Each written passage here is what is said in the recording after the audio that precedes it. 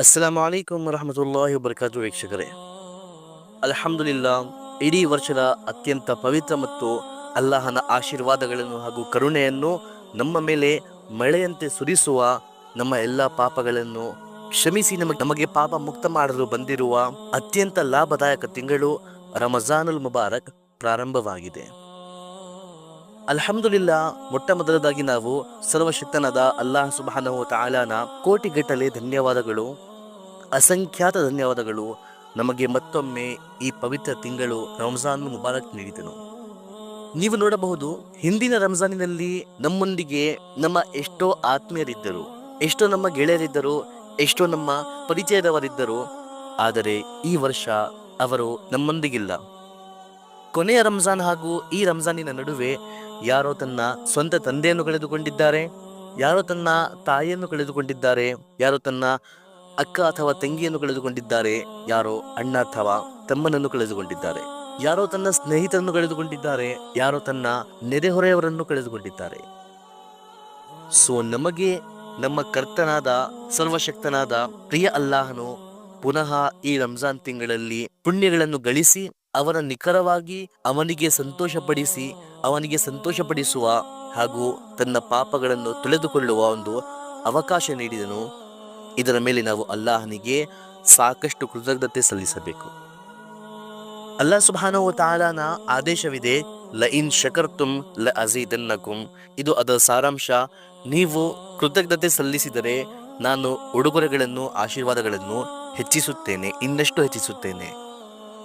So ನಮಗೆ ಅಲ್ಲಾಹ್ ಸುಬ್ಹಾನಹು ವ ತಆಲಾ ಪುನಃ ಈ ರಮಜಾನ್ ತಿಂಗಳನ್ನು ನೀಡಿದ್ದಾನೆ ಎಂದು ನಾವು ಅವನಿಗೆ ಕೃತಜ್ಞತೆ ಸಲ್ಲಿಸಿದರೆ ಅಲ್ಲಾಹ್ ಸುಬ್ಹಾನಹು ವ ತಆಲಾ ಈ ಪವಿತ್ರ ತಿಂಗಳು ರಂಜಾನ್ ಅನ್ನು ನಮಗೆ ಅತ್ಯುತ್ತಮವಾಗಿ ಕಳೆಯುವುದರಲ್ಲಿ ಅನುವು ಮಾಡಿಕೊಡುತ್ತಾನೆ.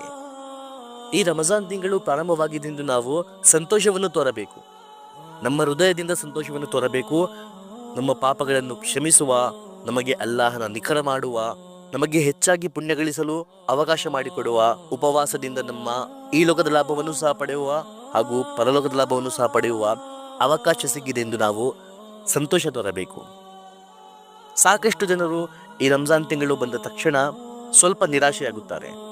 ಉಪವಾಸವಿಡಬೇಕು, ತರಾವಿ ಓದಬೇಕು, ಹೋಟೆಲ್ಗಳಲ್ಲಿ ಹೋಗುವ ಹಾಗಿಲ್ಲ, ಮುಂಜಾನೆ ಸೆಹರಿ ಸಮಯದಲ್ಲಿ ಏಳಬೇಕು, ಅದು ಇದು ಎಂದು ಸಾಕಷ್ಟು ವಿಷಯಗಳ ಬಗ್ಗೆ ಯೋಚಿಸಿ ಈ ರಂಜಾನ್ ತಿಂಗಳಿನ ಆಗಮನವನ್ನು ಕಂಡು ಕೋಪಪಡುತ್ತಾರೆ.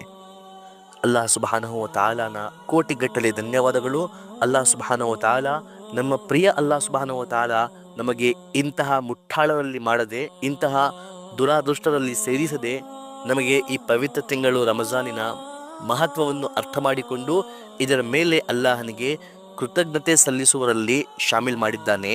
ಇದರ ಮೇಲೂ ಸಹ ನಾವು ಅಲ್ಲಾಹ್ ಸುಬ್ಹಾನಹು ವ ತಆಲಾನ ಶುಕ್ರ್ ಅದ ಮಾಡಬೇಕು, ಕೃತಜ್ಞತೆ ಸಲ್ಲಿಸಬೇಕು, ಅವನಿಗೆ ಧನ್ಯವಾದ ಹೇಳಬೇಕು, ನಮ್ಮ ಬಾಯಿಂದಲೂ ಸಹ ಹಾಗೂ ನಮ್ಮ ಕಾರ್ಯಗಳಿಂದಲೂ ಸಹ. ಈಗ ಅಲ್ಲಾಹ್ ಸುಬ್ಹಾನಹು ವ ತಆಲಾನ ಯಾವುದೇ ಒಂದು ಉಡುಗೊರೆಯ ಕೃತಜ್ಞತೆ ಸಲ್ಲಿಸುವ ಸರಳವಾದ ರೂಪವೇನೆಂದರೆ, ಬಾಯಿಂದ ನಾವು ಹೇಳುವುದು, ಓ ನನ್ನ ಅಲ್ಲಾಹನೇ, ನನಗೆ ನೀನು ಮತ್ತೊಮ್ಮೆ ರಮಜಾನ್ ತಿಂಗಳಲ್ಲಿ ಪುಣ್ಯಗಳನ್ನು ಗಳಿಸುವ ಅವಕಾಶ ನೀಡಿದ್ದೀಯಾ, ನಿನ್ನ ಕೋಟಿಗಟ್ಟಲೆ ಅಸಂಖ್ಯಾತ ಧನ್ಯವಾದಗಳು. ಆದರೆ ಅಲ್ಲಾಹ್ ಸುಬ್ಹಾನಹು ವ ತಆಲಾನ ಪ್ರತಿಯೊಂದು ಉಡುಗೊರೆಯ, ಅವನ ಪ್ರತಿಯೊಂದು ಆಶೀರ್ವಾದದ ಕೃತಜ್ಞತೆ ಸಲ್ಲಿಸುವ ಅತ್ಯುತ್ತಮ ರೂಪವೇನೆಂದರೆ, ಆ ಆಶೀರ್ವಾದವನ್ನು, ಆ ಉಡುಗೊರೆಯನ್ನು, ಅವನು ನೀಡಿರುವ ಆ ಅವಕಾಶವನ್ನು ಸರಿಯಾಗಿ ಅದರ ಹಕ್ಕನ್ನು ನೀಡುತ್ತಾ ಕಳೆಯುವುದು. ಉದಾಹರಣೆಗೆ, ಈ ರಮಜಾನ್ ತಿಂಗಳು ಇಂತಹ ಒಂದು ಉಡುಗೊರೆಯನ್ನು ಅಲ್ಲಾಹ್ ಸುಬ್ಹಾನಹು ವ ತಆಲಾ ನಮಗೆ ನೀಡಿದ್ದಾನೆ. ಈಗ ಇದರ ಕೃತಜ್ಞತೆ ಸಲ್ಲಿಸುವ ಅತ್ಯುತ್ತಮ ರೂಪವೇನೆಂದರೆ, ನಾವು ಈ ರಮಜಾನ್ ತಿಂಗಳನ್ನು, ಇದರ ಹಕ್ಕನ್ನು ನೀಡುತ್ತಾ ಅಲ್ಲಾಹ್ ಸುಬ್ಹಾನಹು ವ ತಆಲಾನ ಆದೇಶದ ಪ್ರಕಾರ ಹಾಗೂ ಪಾಪಗಳಿಂದ ವಂಚಿತರಾಗಿ ಈ ತಿಂಗಳಿನಲ್ಲಿ ಹೆಚ್ಚಾಗಿ ಪುಣ್ಯಗಳನ್ನು ಗಳಿಸುತ್ತಾ ಅಲ್ಲಾಹ್ ಸುಬ್ಹಾನಹು ವ ತಆಲಾನಿಗೆ ಸಂತೋಷಪಡಿಸುವ ಕಾರ್ಯಗಳನ್ನು ಮಾಡುತ್ತಾ ಈ ತಿಂಗಳನ್ನು ನಾವು ಕಳೆಯಬೇಕು. ಇದು ಈ ತಿಂಗಳಿನ ಕೃತಜ್ಞತೆ ಸಲ್ಲಿಸುವ ಅತ್ಯುತ್ತಮ ರೂಪ. ರಮಜಾನ್ ಇಡೀ ವರ್ಷದ ಹೃದಯವಾಗಿದೆ. ಇದು ಉತ್ತಮವಾಗಿ ಕಳೆದರೆ ಇಡೀ ವರ್ಷ ಅತ್ಯುತ್ತಮವಾಗಿ ಕಳೆಯುತ್ತದೆ, ಹಾಗೂ ಇದು ಹಾಳಾದರೆ ಇಡೀ ವರ್ಷವು ಹಾಳಾಗುತ್ತದೆ. ಇದಕ್ಕಾಗಿಯೇ ಇಮಾಮ್ ರಬ್ಬಾನಿ ಮುಜದ್ದಿದ್ ಅಲ್ ಫಿಸಾನಿ ರಹಮತುಲ್ಲಾ ಅಲೇ ಬರೆದಿದ್ದಾರೆ, ರಮಜಾನ್ನಲ್ಲಿ ಅಲ್ಲಾಹನ ಕಡೆಯಿಂದ ಎಷ್ಟೊಂದು ಆಶೀರ್ವಾದಗಳು ಹಾಗೂ ಕರುಣೆ ಅರ್ಥಾತ್ ರಹಮತ್ ಇರಿಸಲಾಗುತ್ತದೆ ಎಂದರೆ, ಬಾಕಿ ಇಡೀ ವರ್ಷದಲ್ಲಿ ಇರಿಸಲಾದ ಆಶೀರ್ವಾದಗಳು, ಕರುಣೆ ಹಾಗೂ ರಹಮತ್ ರಮಜಾನಿನ ಆಶೀರ್ವಾದಗಳ ಕರುಣೆಯ ಮುಂದೆ, ಸಮುದ್ರದ ಮುಂದೆ ಒಂದು ಹನಿಯ ಸಮಾನವೂ ಇಲ್ಲ. ಇಷ್ಟೊಂದು ಆಶೀರ್ವಾದಗಳನ್ನು, ಇಷ್ಟೊಂದು ಕರುಣೆ ಮತ್ತು ರಹಮತ್ಗಳನ್ನು ಅಲ್ಲಾಹ್ ಸುಬ್ಹಾನಹು ವ ತಆಲಾ ಈ ಪವಿತ್ರ ತಿಂಗಳು ರಮಜಾನ್ನಲ್ಲಿ ಇರಿಸುತ್ತಾನೆ ಮಾನವರ ಮೇಲೆ. ಒಮ್ಮೆ ನಮ್ಮ ಪ್ರಿಯ ಪ್ರವಾದಿ ಮುಹಮ್ಮದ್ ಸಲ್ಲಲ್ಲಾಹು ಅಲೈಹಿ ವಸಲ್ಲಂ ರವರು ಹೇಳಿದರು, ಸಾಕಷ್ಟು ಆಶೀರ್ವಾದಗಳನ್ನು ಹೊಂದಿರುವ ತಿಂಗಳು ರಮಜಾನ್ ನಿಮ್ಮ ಮೇಲೆ ಬಂದಿದೆ. ಈ ತಿಂಗಳಿನಲ್ಲಿ ನಿಮ್ಮ ಪರಮಾತ್ಮನು ನಿಮ್ಮ ಕಡೆ ಹೆಚ್ಚಾಗಿ ಗಮನವಹಿಸುತ್ತಾನೆ. ತನ್ನ ಕರುಣೆ ಮತ್ತು ಆಶೀರ್ವಾದಗಳನ್ನು ನಿಮ್ಮ ಮೇಲೆ ಇರಿಸುತ್ತಾನೆ, ನಿಮ್ಮ ಪಾಪಗಳನ್ನು ಕ್ಷಮಿಸುತ್ತಾನೆ, ನಿಮ್ಮ ಬೇಡಿಕೆಗಳನ್ನು ಸ್ವೀಕರಿಸುತ್ತಾನೆ ಹಾಗೂ ನಿಮ್ಮ ತನಾಫುಸ್ಗಳನ್ನು ನೋಡುತ್ತಾನೆ. ತನಾಫುಸ್ ಎಂದರೆ ವೀಕ್ಷಕರೇ, ಪುಣ್ಯಗಳಲ್ಲಿ, ಆರಾಧನೆಗಳಲ್ಲಿ ಪರಸ್ಪರ ಕಾಂಪಿಟೇಷನ್ ಮಾಡುವುದು. ಹೀಗಾಗಿ ನಾವೆಲ್ಲರೂ ಸಹ ಈ ತಿಂಗಳಿನಲ್ಲಿ ನಾನು ಹೆಚ್ಚಾಗಿ ಪುಣ್ಯಗಳನ್ನು ಗಳಿಸುವ ವ್ಯಕ್ತಿಯಾಗಬೇಕು, ನಾನು ಹೆಚ್ಚಾಗಿ ಅಲ್ಲಾಹ್ ಸುಬ್ಹಾನಹು ವ ತಆಲಾನ ಆರಾಧನೆ ಮಾಡುವ ವ್ಯಕ್ತಿಯಾಗಬೇಕೆಂದು ಕಾಂಪಿಟೇಷನ್ ಮಾಡಬೇಕು. ಪರಸ್ಪರ ಒಬ್ಬರಿಗೊಬ್ಬರು ನೋಡಿ ತಮ್ಮ ಆರಾಧನೆಗಳನ್ನು ಹೆಚ್ಚಿಸಬೇಕು. ಅವನು 4 ರಕಾತ್ ನಫಿಲ್ ಓದುತ್ತಿದ್ದಾನೆ ಎಂದರೆ ನಾನು 6 ಅಥವಾ 8 ರಕಾತ್ ನಫಿಲ್ ಓದಬೇಕು. ಅವನು 1 ಜೂಸ್ ಕುರಾನನ್ನು ಓದುತ್ತಿದ್ದಾನೆ ಎಂದರೆ ನಾನು 2 ಜೂಸ್ ಓದಬೇಕು. 1 ಪೇಜ್ ಕುರಾನನ್ನು ಓದುತ್ತಿದ್ದಾನೆ ಎಂದರೆ ನಾನು 2 ಅಥವಾ 3 ಪೇಜ್ ಕುರಾನನ್ನು ಓದಬೇಕು. ಅವನು 100 ಬಾರಿ ಸುಬ್ಹಾನಲ್ಲಾಹ್ ಹೇಳುತ್ತಿದ್ದಾನೆ ಎಂದರೆ ನಾನು 300 ಬಾರಿ 200 ಬಾರಿ ಸುಬ್ಹಾನಲ್ಲಾಹ್ ಹೇಳಬೇಕು ಎಂದು ನಾವು ಈ ರೀತಿ ಕಾಂಪಿಟೇಟ್ ಮಾಡಬೇಕು ಪರಸ್ಪರ. ಇದನ್ನು ನಮ್ಮ ಕರ್ತನಾದ ಸರ್ವಶಕ್ತನಾದ ಪ್ರಿಯ ಅಲ್ಲಾಹ್ ಸುಬ್ಹಾನಹು ವ ತಆಲಾ ನೋಡುತ್ತಾನೆ. ಇದನ್ನೇ ತನಾಫುಸ್ ಎನ್ನುತ್ತಾರೆ. ಹಾಗೂ ವೀಕ್ಷಕರೇ, ಇಬಾದತ್ ಎಂದರೇನು? ನಮ್ಮ ಪ್ರಿಯ ಪ್ರವಾದಿ ಮುಹಮ್ಮದ್ ಸಲ್ಲಲ್ಲಾಹು ಅಲೈಹಿ ವಸಲ್ಲಂ ರವರಿಂದ ಒಂದು ಸಹಾಬಿ ಕೇಳಿದರು, ಯಾ ರಸೂಲಲ್ಲಾಹ್, ನಾನು ಇಚ್ಛಿಸುತ್ತೇನೆ ನಾನು ಎಲ್ಲರಿಗಿಂತ ಹೆಚ್ಚು ಆರಾಧನೆಗೆ ಸಮರ್ಪಿತ ವ್ಯಕ್ತಿಯಾಗಬೇಕೆಂದು. ಅವರಿಗೆ ನಮ್ಮ ಪ್ರಿಯ ಪ್ರವಾದಿ ಮುಹಮ್ಮದ್ ಸಲ್ಲಲ್ಲಾಹು ಅಲೈಹಿ ವಸಲ್ಲಂ ರವರು ಹೇಳಿದರು, ನೀವು ಪಾಪಗಳನ್ನು ಮಾಡುವುದನ್ನು ಬಿಟ್ಟು ಬಿಡಿ, ನೀವು ಎಲ್ಲರಿಗಿಂತ ಹೆಚ್ಚು ಆರಾಧನೆ ಮಾಡುವವರಾಗುವಿರಿ. ಸೊ ಇದರಿಂದ ನಮಗೆ ಅರ್ಥವಾಗುತ್ತದೆ, ಕೇವಲ ನಫಿಲ್ ನಮಾಜ್ಗಳನ್ನು ಓದುವುದು ಮಾತ್ರ ಪ್ರಯೋಜನವಲ್ಲ. ನಿಮ್ಮ ಹೃದಯಗಳನ್ನು ನೀವು ಶುದ್ಧಗೊಳಿಸಿಕೊಂಡರೆ ನಿಮ್ಮ ಆರಾಧನೆಗಳು ಸಾರ್ಥಕವಾಗಿರುತ್ತವೆ. ಮನಸ್ಸಿನಲ್ಲಿ ಒಂದು, ಬಾಯಿಯಲ್ಲಿ ಒಂದು ಇದ್ದರೆ ಇದರ ಪ್ರಯೋಜನವಿಲ್ಲ. ನೀವು ಬಾಯಿಂದ ತಸ್ಬೀಹ್ ಹೇಳುತ್ತಿದ್ದೀರಾ, ಕುರ್ಆನ್ ಓದುತ್ತಿದ್ದೀರಾ, ಆದರೆ ಸುಳ್ಳು ಹೇಳುವುದನ್ನು ಸಹ ಬಿಡುತ್ತಿಲ್ಲ. ನಿಮ್ಮ ಮಾತುಗಳಿಂದ ಬೇರೆಯವರ ಮನನೊಯ್ಯುತ್ತಿದೆ. ಸಣ್ಣ ಪುಟ್ಟ ವಿಷಯಗಳ ಮೇಲೆ ಕೋಪಗೊಂಡು ಮನೆಯಲ್ಲಿ ಕಲಹೆ ಉಂಟು ಮಾಡುತ್ತಿದ್ದೀರಾ, ಮನೆಯಲ್ಲಿ ಜಗಳವಾಡುತ್ತಿದ್ದೀರಾ, ಹೆಂಡತಿ ಮಕ್ಕಳ ತಂದೆ ತಾಯಿಯರ ಹಕ್ಕನ್ನು ನೀಡುತ್ತಿಲ್ಲ, ಗೀಬತ್ನಲ್ಲಿ ತೊಡಗಿದ್ದೀರಾ, ಬೇರೆಯವರ ಬೆನ್ನಿನ ಹಿಂದೆ ಬೇರೆಯವರ ಬಗ್ಗೆ ಮಾತನಾಡುತ್ತಿದ್ದೀರಾ, ಬೇರೆಯವರ ದ್ರೋಹ ದ್ವೇಷ ತಮ್ಮ ಮನದಲ್ಲಿ ಉಂಟು ಮಾಡಿಕೊಂಡಿದ್ದೀರಾ. ಹೀಗೆಂದರೆ ನೀವು ಎಷ್ಟೇ ಪ್ರಯತ್ನ ಪಟ್ಟರೂ ನೀವು ಅತ್ಯಂತ ಹೆಚ್ಚು ಆರಾಧನೆ ಮಾಡುವವರಲ್ಲಿ ಶಾಮಿಲ್ ಆಗಲು ಸಾಧ್ಯವಿಲ್ಲ. ಏಕೆಂದರೆ ಅಲ್ಲಾಹ್ ಸುಬ್ಹಾನಹು ವ ತಆಲಾ ನಮ್ಮ ಮುಖಗಳನ್ನು ನೋಡುವುದಿಲ್ಲ, ನಮ್ಮ ಸಂಪತ್ತನ್ನು ನೋಡುವುದಿಲ್ಲ. ಅಲ್ಲಾಹ್ ಸುಬ್ಹಾನಹು ವ ತಆಲಾ ನಮ್ಮ ಅಮಾಲ್ಗಳನ್ನು, ನಮ್ಮ ಕಾರ್ಯಗಳನ್ನು ಹಾಗೂ ನಮ್ಮ ಹೃದಯಗಳನ್ನು ನೋಡುತ್ತಾನೆ. ನಮ್ಮ ಹೃದಯಗಳು ಇಂತಹ ಎಲ್ಲ ಕೀಳ ಉದ್ದೇಶಗಳಿಂದ, ಕೀಳ ಯೋಚನೆಗಳಿಂದ ವಂಚಿತವಾಗಿದ್ದರೆ ಅಲ್ಲಾಹ್ ಸುಬ್ಹಾನಹು ವ ತಆಲಾ ನಮ್ಮ ಹೃದಯವನ್ನು ಇಷ್ಟಪಡುತ್ತಾನೆ. ಇಲ್ಲದಿದ್ದರೆ ಅಲ್ಲಾಹ್ ಸುಬ್ಹಾನಹು ವ ತಆಲಾ ನಮ್ಮ ಹೃದಯವನ್ನು ಇಷ್ಟಪಡುವುದಿಲ್ಲ. ಸೊ ಹೀಗಾಗಿ ನಾವು ಈ ತಿಂಗಳಿನಲ್ಲಿ ಆದಷ್ಟು ಆರಾಧನೆಗಳಲ್ಲಿ ಸಹ ನಿರತವಾಗಿರಬೇಕು. ಅದರೊಂದಿಗೆ ಪಾಪಗಳನ್ನು ಸಹ ಸಂಪೂರ್ಣವಾಗಿ ತೊರೆಯಬೇಕು. ಈ ತಿಂಗಳಿನಲ್ಲಿ ಒಂದು ನಫಿಲ್ ಕಾರ್ಯ ಮಾಡುವ ಪುಣ್ಯ ಬೇರೆ ತಿಂಗಳಿನಲ್ಲಿ ಫರ್ಜ್ ಕಾರ್ಯವನ್ನು ಮಾಡುವ ಸಮಾನವಾಗಿದೆ. ಹಾಗೂ ಈ ತಿಂಗಳಿನಲ್ಲಿ ಒಂದು ಫರ್ಜ್ ಕಾರ್ಯ ಮಾಡುವ ಪುಣ್ಯ ಬೇರೆ ತಿಂಗಳಿನಲ್ಲಿ 70 ಫರ್ಜ್ ಕಾರ್ಯಗಳನ್ನು ಮಾಡುವ ಸಮಾನವಾಗಿದೆ. ಸೊ ಇಂತಹ ಒಂದು ಅವಕಾಶವನ್ನು ನಾವು ಹಾಳು ಮಾಡಿಕೊಳ್ಳಬಾರದು. ಫರ್ಜ್ ನಮಾಜ್ಗಳನ್ನು ಕಡ್ಡಾಯವಾಗಿ ಓದುತ್ತಾ, ಪ್ರತಿ ನಮಾಜಿನ ಜೊತೆ ಇರುವ ಎಲ್ಲ ಸುನ್ನತ್ ಹಾಗೂ ನಫಿಲ್ಗಳನ್ನು ಓದುತ್ತಾ, ತಹಜ್ಜುದ್, ಇಶ್ರಾಕ್, ಚಾಷ್ತ್, ಅವ್ವಾಬೀನ್, ಸಲಾತುಲ್ ಹಾಜಾ, ಸಲಾತುಲ್ ತೌಬಾ, ಸಲಾತುಲ್ ಶುಕ್ರ್, ತಹಿಯತುಲ್ ಮಸ್ಜಿದ್, ತಹಿಯತುಲ್ ವಜು, ಈ ಎಲ್ಲ ನಫಿಲ್ ನಮಾಜ್ಗಳನ್ನು ಸಹ ನಿರ್ವಹಿಸುವ ಪ್ರಯತ್ನ ಪಡಬೇಕು. ಅದೇ ರೀತಿ ವೀಕ್ಷಕರೇ, ಈ ತಿಂಗಳಿನಲ್ಲಿ ಪಾಪಗಳ ಫಲಿತಾಂಶವೂ ಸಹ ಹೆಚ್ಚಾಗಿ ಬೀರುತ್ತದೆ. ಅಲ್ಲಾಹ್ ತನ್ನ ಕರುಣೆಯನ್ನು ಮಳೆಯಂತೆ ಸುರಿಸುತ್ತಿರುವ ತಿಂಗಳಿನಲ್ಲಿ ತನ್ನ ಆಶೀರ್ವಾದಗಳನ್ನು ಇಷ್ಟೊಂದು ಹೆಚ್ಚು ಗಾತ್ರದಲ್ಲಿ ನಮ್ಮ ಮೇಲೆ ಇರಿಸುವ ಸಮಯದಲ್ಲಿ ನಮ್ಮ ಪಾಪಗಳನ್ನು ತೊಳೆದು ನಮಗೆ ಪಾಪ ಮುಕ್ತ ಮಾಡಲು ನಮಗೆ ನೀಡಿದ ರಂಜಾನ್ ತಿಂಗಳಿನ ಸಮಯದಲ್ಲಿ ನಾವು ಅವನ ಈ ಉಡುಗೊರೆಗೆ ಕೃತಜ್ಞತೆ ಸಲ್ಲಿಸುವ ಬದಲು ಇನ್ನೂ ಅವನ ವಿರುದ್ಧ ಹೋಗಿ ಅವನು ನಿಷೇಧಿಸಿರುವ ಕಾರ್ಯಗಳಲ್ಲಿ ತನ್ನನ್ನು ತೊಡಗಿಸಿ ಅವನ ಕೋಪಕ್ಕೆ ನಾವು ಶರಣಾದರೆ ನಮ್ಮಂಥ ಮುಟ್ಟಾಳರು ಸಹ ಯಾರೂ ಇಲ್ಲ, ನಮ್ಮಂಥ ದುರಾದೃಷ್ಟರು ಸಹ ಯಾರೂ ಇಲ್ಲ. ಇದು ಕೇವಲ ಉಪವಾಸದ ಸಮಯವಲ್ಲ, ಇದು ನಮ್ಮ ಹೃದಯ ಮತ್ತು ಆತ್ಮವನ್ನು ಶುದ್ಧಗೊಳಿಸುವ ಒಂದು ಸುಂದರ ಅವಕಾಶ. ಈ ಪವಿತ್ರ ತಿಂಗಳಲ್ಲಿ ನಮ್ಮ ಪ್ರಿಯ ಪ್ರವಾದಿ ಮುಹಮ್ಮದ್ ಸಲ್ಲಲ್ಲಾಹು ಅಲೈಹಿ ವಸಲ್ಲಂ ರವರು ರಮಜಾನಿನ 30 ದಿನಗಳನ್ನು 3 ಹಂತಗಳಲ್ಲಿ 3 ಅಶ್ರಾಗಳಲ್ಲಿ ಹಂಚಿದ್ದಾರೆ. ಇವು ಮೊದಲನೇ ಅಶ್ರಾ, ಎರಡನೇ ಅಶ್ರಾ ಹಾಗೂ ಮೂರನೇ ಅಶ್ರಾ ಎಂಬುವ ಭಾಗಗಳಲ್ಲಿ ವಿಭಜನೆಯಾಗಿದೆ. ಪ್ರತಿಯೊಂದು ಹಂತಕ್ಕೂ ಪ್ರತಿಯೊಂದು ಅಶ್ರಕ್ಕೂ ತನ್ನದೇ ಆದ ವಿಶೇಷತೆ ಮತ್ತು ಮಹತ್ವವಿದೆ. ಅರಬಿ ಭಾಷೆಯಲ್ಲಿ ಅಶ್ರಾ ಎಂದರೆ 10. ಸೊ 1ನೇ ಉಪವಾಸದಿಂದ ಹಿಡಿದು 10ನೇ ಉಪವಾಸದವರೆಗೆ ಇದು ಮೊದಲನೇ ಅಶ್ರಾ ಆಗುತ್ತದೆ, ಮೊದಲನೇ ಹಂತವಾಗುತ್ತದೆ. 11ನೇ ಉಪವಾಸದಿಂದ 20ನೇ ಉಪವಾಸದವರೆಗೆ ಇದು 2ನೇ ಅಶ್ರಾ, 2ನೇ ಹಂತವಾಗುತ್ತದೆ. 21ನೇ ಉಪವಾಸದಿಂದ ಹಿಡಿದು 30ನೇ ಉಪವಾಸದವರೆಗೆ ಇದು 3ನೇ ಅಶ್ರಾ, 3ನೇ ಹಂತವಾಗುತ್ತದೆ. ನಮ್ಮ ಪ್ರಿಯ ಪ್ರವಾದಿ ಮುಹಮ್ಮದ್ ಸಲ್ಲಲ್ಲಾಹು ಅಲೈಹಿ ವಸಲ್ಲಂ ರವರು ಹದೀಸಿನಲ್ಲಿ ಉಲ್ಲೇಖಿಸಿದ್ದಾರೆ, ಈ ರಮಜಾನ್ ತಿಂಗಳಿನ ಮೊದಲನೇ ಭಾಗ ರಹ್ಮತ್ ಆಗಿದೆ, ಅರ್ಥಾತ್ ಕರುಣೆಯಾಗಿದೆ, ದಯೆಯಾಗಿದೆ. ಎರಡನೇ ಭಾಗ ಮಗ್ಫಿರತ್ ಆಗಿದೆ, ಅರ್ಥಾತ್ ಕ್ಷಮೆಯಾಗಿದೆ. ಹಾಗೂ ಮೂರನೇ ಕೊನೆಯ ಭಾಗ ಬರಾಅತುಂ ಮಿನನ್ ನಾರ್ ಆಗಿದೆ, ಅರ್ಥಾತ್ ನರಕದ ಬೆಂಕಿಯಿಂದ ಮುಕ್ತಿ ಅಥವಾ ಸುರಕ್ಷತೆಯಾಗಿದೆ. ಈ ಮೊದಲನೇ ಹಂತ ರಹ್ಮತ್, ಅರ್ಥಾತ್ ಕರುಣೆ, ದಯೆ. ಈ ಹಂತದಲ್ಲಿ ಅಲ್ಲಾಹನ ಅಪಾರ ಕೃಪೆ ನಮ್ಮ ಮೇಲೆ ಇರಿಸಲಾಗುತ್ತದೆ. ಅಲ್ಲಾಹನ ರಹ್ಮತ್ ಎಂದರೆ ಏನು? ಅಲ್ಲಾಹನ ರಹ್ಮತ್, ದಯೆ, ಕೃಪೆ ಎನ್ನುವುದು ಇದನ್ನು ಸಂಪೂರ್ಣವಾಗಿ ನಾವು ತಿಳಿದುಕೊಳ್ಳುವುದು ಮಾನವ ಪಾಲಿಗೆ ಅಸಾಧ್ಯ.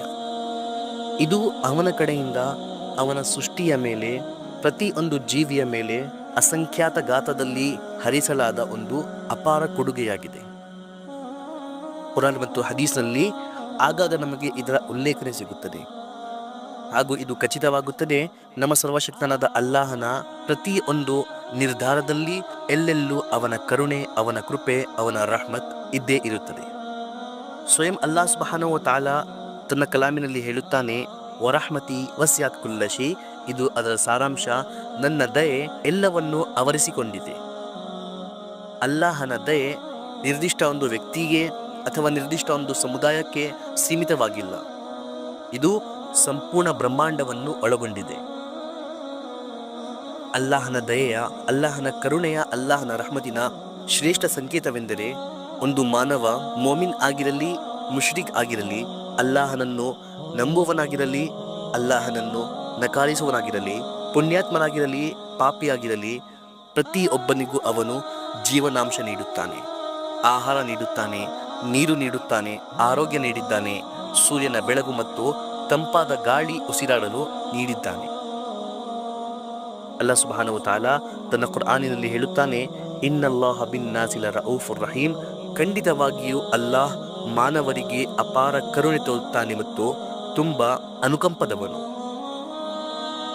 ನಾವು ಪ್ರತಿದಿನ ಸ್ವಾಭಾವಿಕವಾಗಿ ಪಡೆಯುವ ಎಲ್ಲ ಅನುಕೂಲತೆಗಳು, ಈ ಎಲ್ಲವೂ ಅಲ್ಲಾಹನ ಅಪಾರ ದಯೆಯ ಸಂಕೇತಗಳಾಗಿವೆ.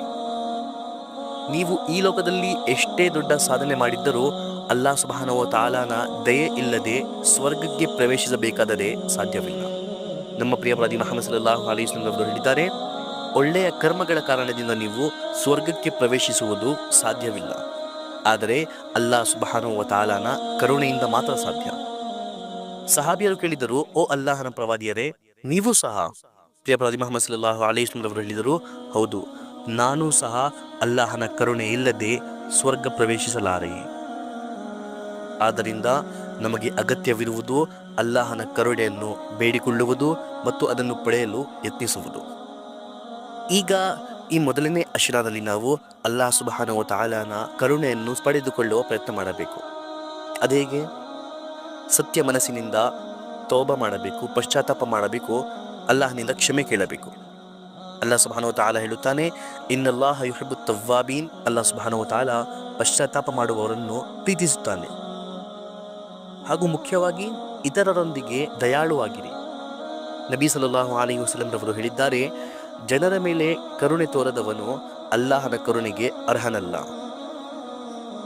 ಇದನ್ನು ನಾವು ಉತ್ತಮವಾಗಿ ಅರ್ಥ ಮಾಡಿಕೊಳ್ಳಬೇಕು. ಈ ತಿಂಗಳು ರಮಜಾನಿನ ತಿಂಗಳು ಅಲ್ಲಾಹ್ ಸುಬ್ಹಾನಹು ವ ತಆಲಾ ತನ್ನ ಅಪಾರ ಕರುಣೆಯನ್ನು, ತನ್ನ ಅಪಾರ ರಹಮತನ್ನು ನಮ್ಮ ಮೇಲೆ ಇರಿಸುತ್ತಾನೆ. ಸೊ ನಾವು ಸಹ ಅವರ ಜೀವಿಗಳ ಮೇಲೆ ನಮ್ಮ ಕೈಯಲ್ಲಾದಷ್ಟು ಕರುಣೆಯನ್ನು ತೋರಬೇಕು. ಅಲ್ಲಾಹ್ ಸುಬ್ಹಾನಹು ವ ತಆಲಾ ನಮಗೆ ನೀಡಿರುವ ಉಡುಗೊರೆಗಳಲ್ಲಿ ನಾವು ಬಡವರ, ಅಗತ್ಯ ಇರುವ ಜನರ ಭಾಗವೂ ಸಹ ಇಡಬೇಕು. ಬಡವರಲ್ಲಿ ದಾನ ಮಾಡಬೇಕು. ನಮ್ಮ ಕೈ ಕೆಳಗೆ ಕೆಲಸ ಮಾಡುವವರ ಮೇಲೆ ನಾವು ಕರುಣೆ ತೋರಬೇಕು. ಅವರ ಯಾವುದೇ ಒಂದು ಕೆಲಸದಿಂದ ನಮಗೆ ಕೋಪ ಬಂದರೂ ಸಹ ಅಲ್ಲಾಹ್ ಸುಬ್ಹಾನಹು ವ ತಆಲಾ ನಮಗೆ ತನ್ನ ಕರುಣೆ ತೋರಲಿ. ನಮ್ಮಿಂದ ಅವನ ಅವಿಧೇಯತೆಯಾದರೂ ಸಹ ಅವನು ನಮಗೆ ಕರುಣೆ ತೋರುತ್ತಿದ್ದಾನೆ ಎಂದು ಇದನ್ನು ಯೋಚಿಸಿಕೊಂಡು ನಾವು ಅವರಿಂದ ಯಾವುದೇ ತಪ್ಪಾದರೂ ಸಹ ನಾವು ಅವರಿಗೆ ಕ್ಷಮಿಸಿ ಅವರ ಮೇಲೆ ಕರುಣೆ ತೋರಬೇಕು. ದಯೆಯಿಂದ ನಾವು ಅವರಿಂದ ವರ್ತಿಸಿಕೊಳ್ಳಬೇಕು. ಇದು ಬಹಳ ಮುಖ್ಯವಾದ ವಿಷಯ. ನಮ್ಮ ಕೈ ಕೆಳಗೆ ಕೆಲಸ ಮಾಡುವವರ ಮೇಲೆ ನಾವು ಕರುಣೆ ತೋರುವುದಿಲ್ಲ ಎಂದರೆ ಅಲ್ಲಾಹ್ ಸುಬ್ಹಾನಹು ವ ತಆಲಾನ ಕರುಣೆಗೂ ನಾವು ಅರ್ಹರಲ್ಲ. ಒಂದು ಪುಸ್ತಕದಲ್ಲಿ ಬರೆಯಲಾಗಿದೆ, ನೀವು ಭೂಮಿಯವರ ಮೇಲೆ ಕರುಣೆ ತೋರಿ ಆಕಾಶದವನು ನಿಮ್ಮ ಮೇಲೆ ತಮ್ಮ ಕರುಣೆಯನ್ನು ತೋರುತ್ತಾನೆ. ಸೊ ನಾವು ಮೊಟ್ಟ ಮೊದಲದಾಗಿ ನಮ್ಮ ಕೈ ಕೆಳಗೆ ಕೆಲಸ ಮಾಡುವವರ ಜೊತೆ, ನಮ್ಮ ಮನೆಯಲ್ಲಿ ನಮ್ಮ ಹೆಂಡತಿ ಮಕ್ಕಳೊಂದಿಗೆ, ನಮ್ಮ ತಂದೆ ತಾಯಿಯರೊಂದಿಗೆ, ನಮ್ಮ ಗೆಳೆಯರೊಂದಿಗೆ, ಮಸೀದಿಗಳಲ್ಲಿ, ಪ್ರತಿಯೊಂದು ಜಾಗದಲ್ಲಿ ಮಾನವರಿಂದ, ಜನರಿಂದ ನಾವು ದಯೆಯಿಂದ ವರ್ತಿಸಿಕೊಳ್ಳಬೇಕು. ಅವರಿಂದ ಯಾವುದೇ ಒಂದು ತಪ್ಪಾದರೂ ಸಹ, ಅವರು ನಮಗೆ ತಿಳಿದಿಲ್ಲದೆ ಯಾವುದೇ ಒಂದು ರೀತಿಯಲ್ಲಿ ನಮಗೆ ನೋಯಿಸಿದರೂ ಸಹ, ನಮಗೆ ತೊಂದರೆ ಕೊಟ್ಟರೂ ಸಹ ಅವರಿಗೆ ಕ್ಷಮಿಸಬೇಕು, ಕರುಣೆ ತೋರಬೇಕು. ಹಾಗೂ ಅಲ್ಲಾಹನ ಆರಾಧನೆ ಮತ್ತು ಪ್ರಾರ್ಥನೆಯಿಂದ, ತಹಜುದ್ ನಮಾಜಿನಿಂದ ಅಲ್ಲಾಹನಿಂದ ಅವನ ಕರುಣೆಯನ್ನು ನಾವು ಕೇಳಬೇಕು. ಎರಡನೇ ಹಂತ, ಎರಡನೇ ಅಶ್ರಾ ಮಗ್ಫಿರತ್. ಇದು 11ರಿಂದ 20ನೇ ಉಪವಾಸದವರೆಗೆ ನಡೆಯುವ ಅಶ್ರಾ. ಮಗ್ಫಿರತ್ ಎಂದರೆ ಅಲ್ಲಾಹನ ಕ್ಷಮೆ ಪಡೆಯುವ ಹಂತ. ಈ ಹಂತದಲ್ಲಿ ನಾವು ಇಸ್ತಿಗ್ಫಾರ್ ಹೆಚ್ಚಿಸಬೇಕು. ಹೆಚ್ಚಾಗಿ ನಾವು ತೌಬಾ ಮಾಡಬೇಕು. ಹೆಚ್ಚಾಗಿ ನಾವು ಅಲ್ಲಾಹ್ ಸುಬ್ಹಾನಹು ವ ತಆಲಾದಿಂದ ತಮ್ಮ ಪಾಪಗಳ ಕ್ಷಮೆ ಕೇಳಬೇಕು. ಅಸ್ತಗ್ಫಿರುಲ್ಲಾ, ಅಸ್ತಗ್ಫಿರುಲ್ಲಾ, ಅಸ್ತಗ್ಫಿರುಲ್ಲಾ ಈ ದಿಕ್ರನ್ನು ನಾವು ಹೆಚ್ಚಿಸಬೇಕು. ನಮ್ಮ ಹೃದಯಗಳನ್ನು ನಾವು ಶುದ್ಧಗೊಳಿಸಬೇಕು. ನಾವು ಮಾಡಿದ ತಪ್ಪುಗಳಿಗೆ ಪಶ್ಚಾತ್ತಾಪ ಪಡಬೇಕು ಮತ್ತು ನಮ್ಮ ಕುಟುಂಬದವರನ್ನು, ನಮ್ಮ ಸ್ನೇಹಿತರನ್ನು ಸಹ ನಾವು ಕ್ಷಮಿಸಬೇಕು. ಇದು ಮುಖ್ಯವಾದ ವಿಷಯ. ಅಲ್ಲಾಹ್ ಸುಬ್ಹಾನಹು ವ ತಆಲಾನ ಇದೇ ನಿಯಮವಾಗಿದೆ. ನಾವು ಜನರೊಂದಿಗೆ ಯಾವ ರೀತಿ ನಡೆದುಕೊಳ್ಳುತ್ತೇವೋ ಅದೇ ರೀತಿ ಅಲ್ಲಾಹ್ ಸುಬ್ಹಾನಹು ವ ತಆಲಾ ನಮ್ಮೊಂದಿಗೆ ನಡೆದುಕೊಳ್ಳುತ್ತಾನೆ. ಈಗ ನಾವು ಜನರಿಗೆ ಕ್ಷಮಿಸಲು ಸಿದ್ಧರಾಗಿಲ್ಲ. ಒಂದೊಂದು ಸಣ್ಣ ಪುಟ್ಟ ಕಾರಣಗಳಿಂದ ಎಷ್ಟೋ ದಿನಗಳಿಂದ, ಎಷ್ಟೋ ತಿಂಗಳುಗಳಿಂದ, ಎಷ್ಟೋ ವರ್ಷಗಳಿಂದ ನಾವು ಅವರಿಂದ ಮಾತನಾಡುತ್ತಿಲ್ಲ, ಅವರಿಗೆ ಕ್ಷಮಿಸುತ್ತಿಲ್ಲ.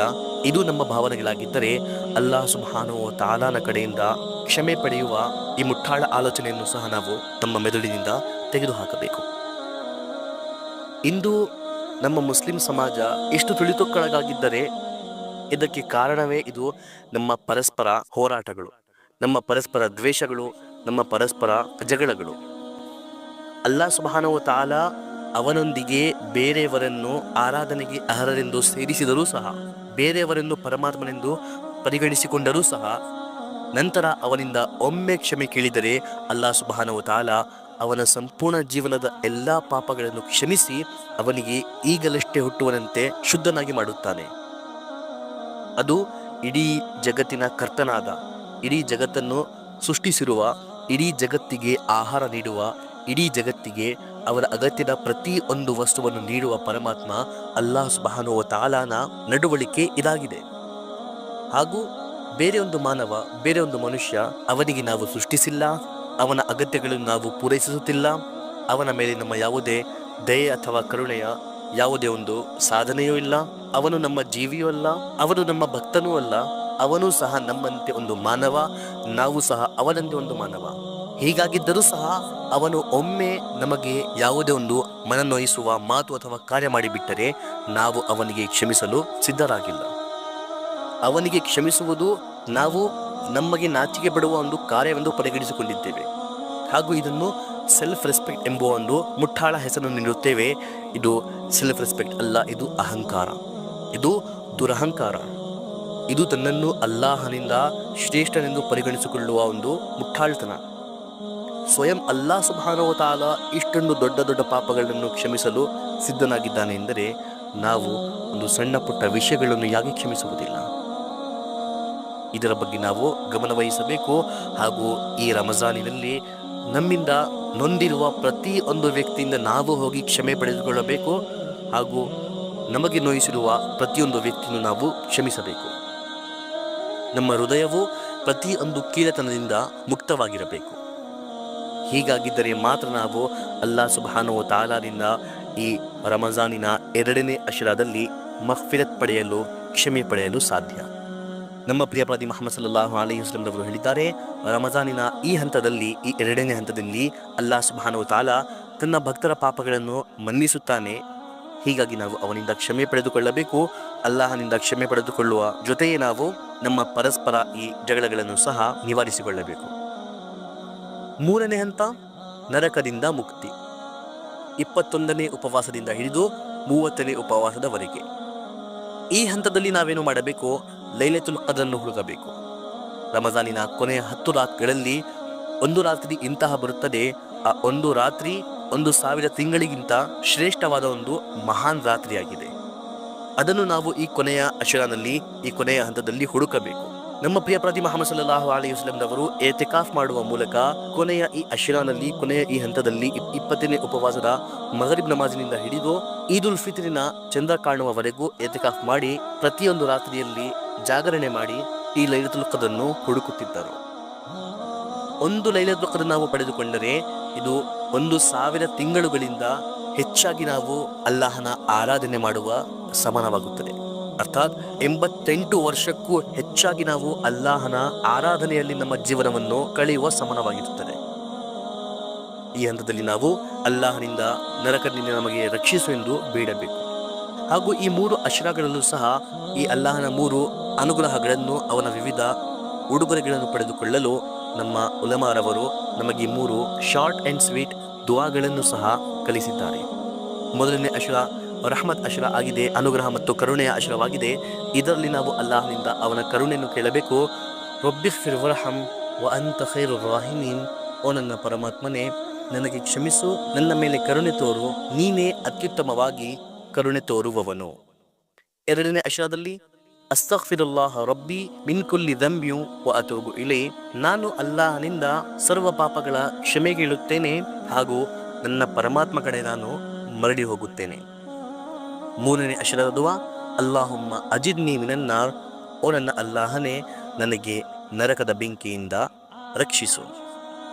ಈ 3 ದುವಾಗಳನ್ನು ನಾವು ಈ 3 ವಿವಿಧ ಅಶ್ರಗಳಲ್ಲಿ, ವಿವಿಧ ಹಂತಗಳಲ್ಲಿ ನಾವು ಹೆಚ್ಚಾಗಿ ಓದಬೇಕು.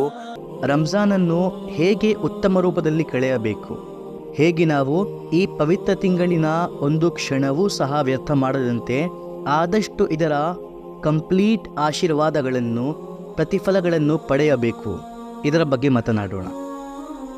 ಇದಕ್ಕಾಗಿ ನಾವು ನಮ್ಮ ಡೈಲಿ ರೂಟೀನ್ ದಿನದ ಒಂದು ನಿಜಾಮುಲ್ ಅಮಲ್ ಅರ್ಥಾತ್ ಟೈಮ್ ಟೇಬಲ್ ಮಾಡಬೇಕಾಗಿದೆ.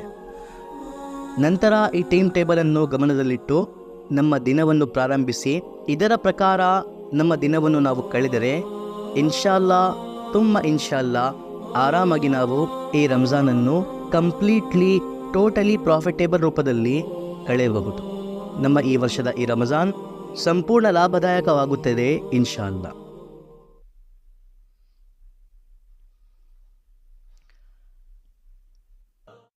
ಬೆಳಿಗ್ಗೆ 3 ರಿಂದ 4 ಗಂಟೆಯ ಮಧ್ಯೆ ಎಚ್ಚರವಾಗಬೇಕು. ನಂತರ 15 ರಿಂದ 20 ನಿಮಿಷದಲ್ಲಿ ಫ್ರೆಶ್ ಆಗಿ ಮೊಟ್ಟ ಮೊದಲದಾಗಿ ತಹಜ್ಜುದ್ ನಿರ್ವಹಿಸಬೇಕು. 2 ರಕಾತ್ ಆಗಲಿ 4 ರಕಾತ್ ಆಗಲಿ ಎಷ್ಟಾಗುತ್ತೋ ಅಷ್ಟು ರಕಾತ್ ತಹಜ್ಜುದ್ ನಿರ್ವಹಿಸಿ ನಂತರ ನಮ್ಮ ಕೆಲಸಗಳ ಪ್ರಕಾರ, ನಮ್ಮ ಬಳಿ ಇರುವ ಸಮಯದ ಪ್ರಕಾರ ಕುರಾನಿನ ತಿಲಾವತ್ ಮಾಡಬೇಕು, ಕುರಾನನ್ನು ಓದಬೇಕು. ಮಹಿಳೆಯರು ಈ ಸಮಯದಲ್ಲಿ ಸೆಹರಿ ಅರೇಂಜ್ಮೆಂಟ್ಸ್ನಲ್ಲಿ ನಿರತರಾಗಿರುತ್ತಾರೆ.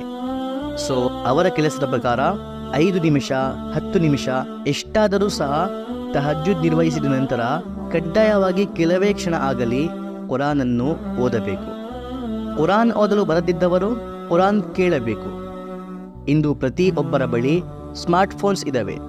ಯೂಟ್ಯೂಬ್ನಲ್ಲಿ ನಿಮಗೆ ಹಲವಾರು ಖುರ್ರಾ ಇಕ್ರಾಮ್ರವರ ಸುಂದರವಾದ ಅದ್ಭುತವಾದ ವಿವಿಧ ಧ್ವನಿಗಳಲ್ಲಿ ವಿವಿಧ ರೂಪದಲ್ಲಿ ಕುರಾನ್ ಕೇಳಲು ಸಿಗುತ್ತದೆ. ಸೊ 5 ನಿಮಿಷ ಆಗಲಿ 10 ನಿಮಿಷ ಆಗಲಿ ನಿಮ್ಮ ಕೆಲಸಗಳ ಪ್ರಕಾರ ನೀವು ಸಮಯ ತೆಗೆದು ತಹಜ್ಜುದಿನ ನಂತರ ಕುರಾನ್ ಓದಬೇಕು ಅಥವಾ ಕುರಾನ್ ಕೇಳಬೇಕು.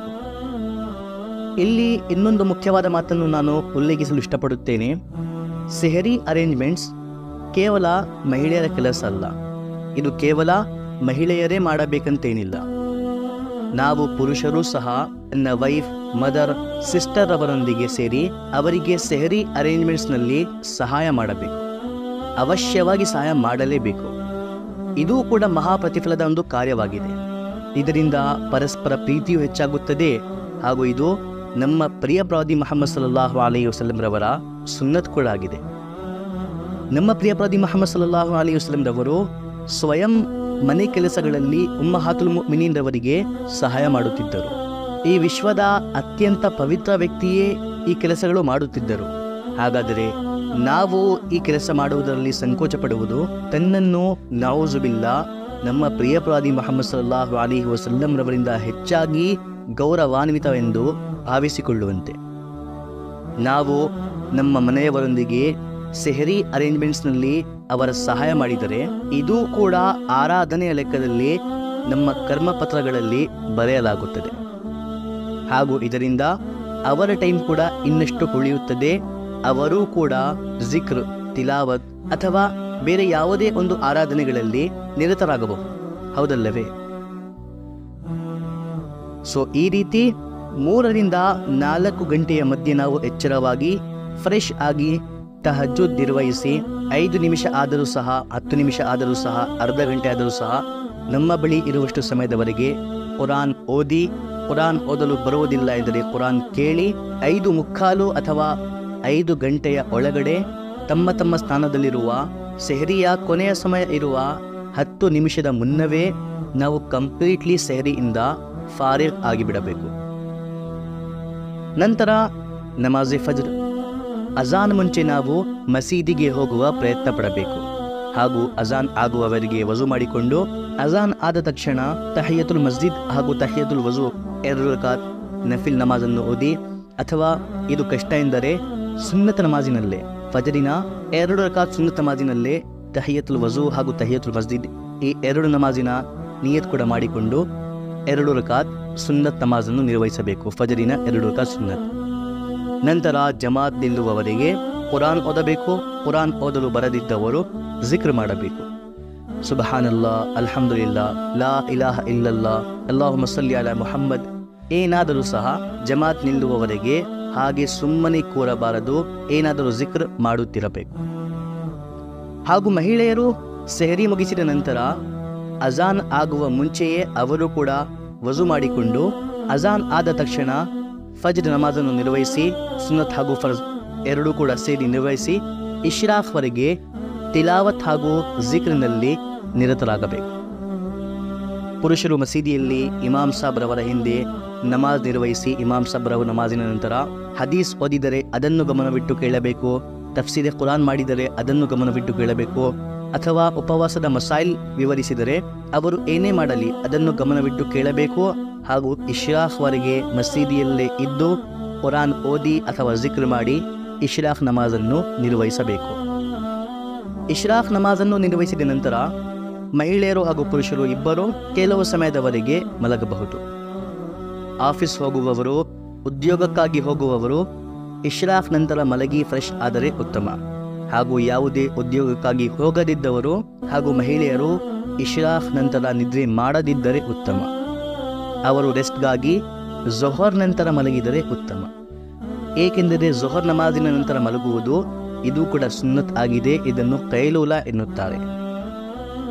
ಆಫೀಸ್ ಅಥವಾ ಉದ್ಯೋಗಕ್ಕಾಗಿ ಹೋಗುವವರು ಝೊಹರ್ ನಂತರ ರೆಸ್ಟ್ ಮಾಡಲು ಸಾಧ್ಯವಿಲ್ಲ ಎಂದು ಅವರು ಇಶ್ರಾಕ್ ನಂತರವೇ ಮಲಗಿ ಫ್ರೆಶ್ ಆಗಬೇಕು. ರಾತ್ರಿಯ ನಿದ್ರೆಯನ್ನು ಹೊರತುಪಡಿಸಿ ಕೆಲವು ಸಮಯ ದಿನದಲ್ಲಿ ನಾವು ಮಲಗಲೇಬೇಕು, ಇಶ್ರಾಕ್ ನಂತರ ಅಥವಾ ಝೊಹರ್ ನಂತರ. ಇಲ್ಲದಿದ್ದರೆ ನಮಗೆ ತಹಜ್ಜುದ್ ಹಾಗೂ ರಾತ್ರಿ ತರಾವಿ ನಮಾಜಿನಲ್ಲಿ ಬಹಳ ಡಿಸ್ಟರ್ಬೆನ್ಸ್ ಆಗುತ್ತದೆ. ಆಸಕ್ತಿಯಿಂದ ಇದರಲ್ಲಿ ನಾವು ಭಾಗವಹಿಸಲು ಆಗುವುದಿಲ್ಲ. ಸೊ ಇಶ್ರಾಕ್ ನಂತರ ಮಲಗುವವರು ಚಾಷ್ಟ್ವರೆಗೆ ಮಲಗಿ ನಂತರ 2 ರಕಾತ್ ಅಥವಾ 4 ರಕಾತ್ ಚಾಷ್ಟ್ ನಮಾಜನ್ನು ನಿರ್ವಹಿಸಿ ತನ್ನ ಆಫೀಸ್ ಅಥವಾ ಉದ್ಯೋಗಕ್ಕಾಗಿ ಹೋಗಬಹುದು. ಮಧ್ಯದಲ್ಲಿ ಯಾವುದೇ ಸಂದರ್ಭದಲ್ಲಿ ಮಿಸ್ ಮಾಡದೆ ಝೊಹರ್ ಹಾಗೂ ಅಸರ್ ನಮಾಜನ್ನು ನಿರ್ವಹಿಸಬೇಕು. ನಂತರ ಮಗರಿಬ್ ಮುಂಚೆ ಮನೆಯ ಕಡೆ ಬರುವ ಪ್ರಯತ್ನ ಪಡಬೇಕು. ಮನೆಯಲ್ಲಿರುವವರು ಇಶ್ರಾಕ್ನಿಂದಲೇ ತನ್ನ ಮನೆಯ ಕೆಲಸಗಳನ್ನು ಪ್ರಾರಂಭಿಸಬೇಕು. ಝೊಹರ್ವರೆಗೆ ಮನೆಯ ಎಲ್ಲ ಕೆಲಸಗಳಿಂದ ಕಂಪ್ಲೀಟ್ಲಿ ಫ್ರೀ ಆಗಿಬಿಡಬೇಕು. ಹಾಗೂ ಮಧ್ಯದಲ್ಲಿ 9 ರಿಂದ 11 ಗಂಟೆಯ ಮಧ್ಯೆ 2 ಅಥವಾ 4 ರಕಾತ್ ಚಾಷ್ಟ್ ನಮಾಜನ್ನು ಕೂಡ ನಿರ್ವಹಿಸಿಕೊಳ್ಳಬೇಕು.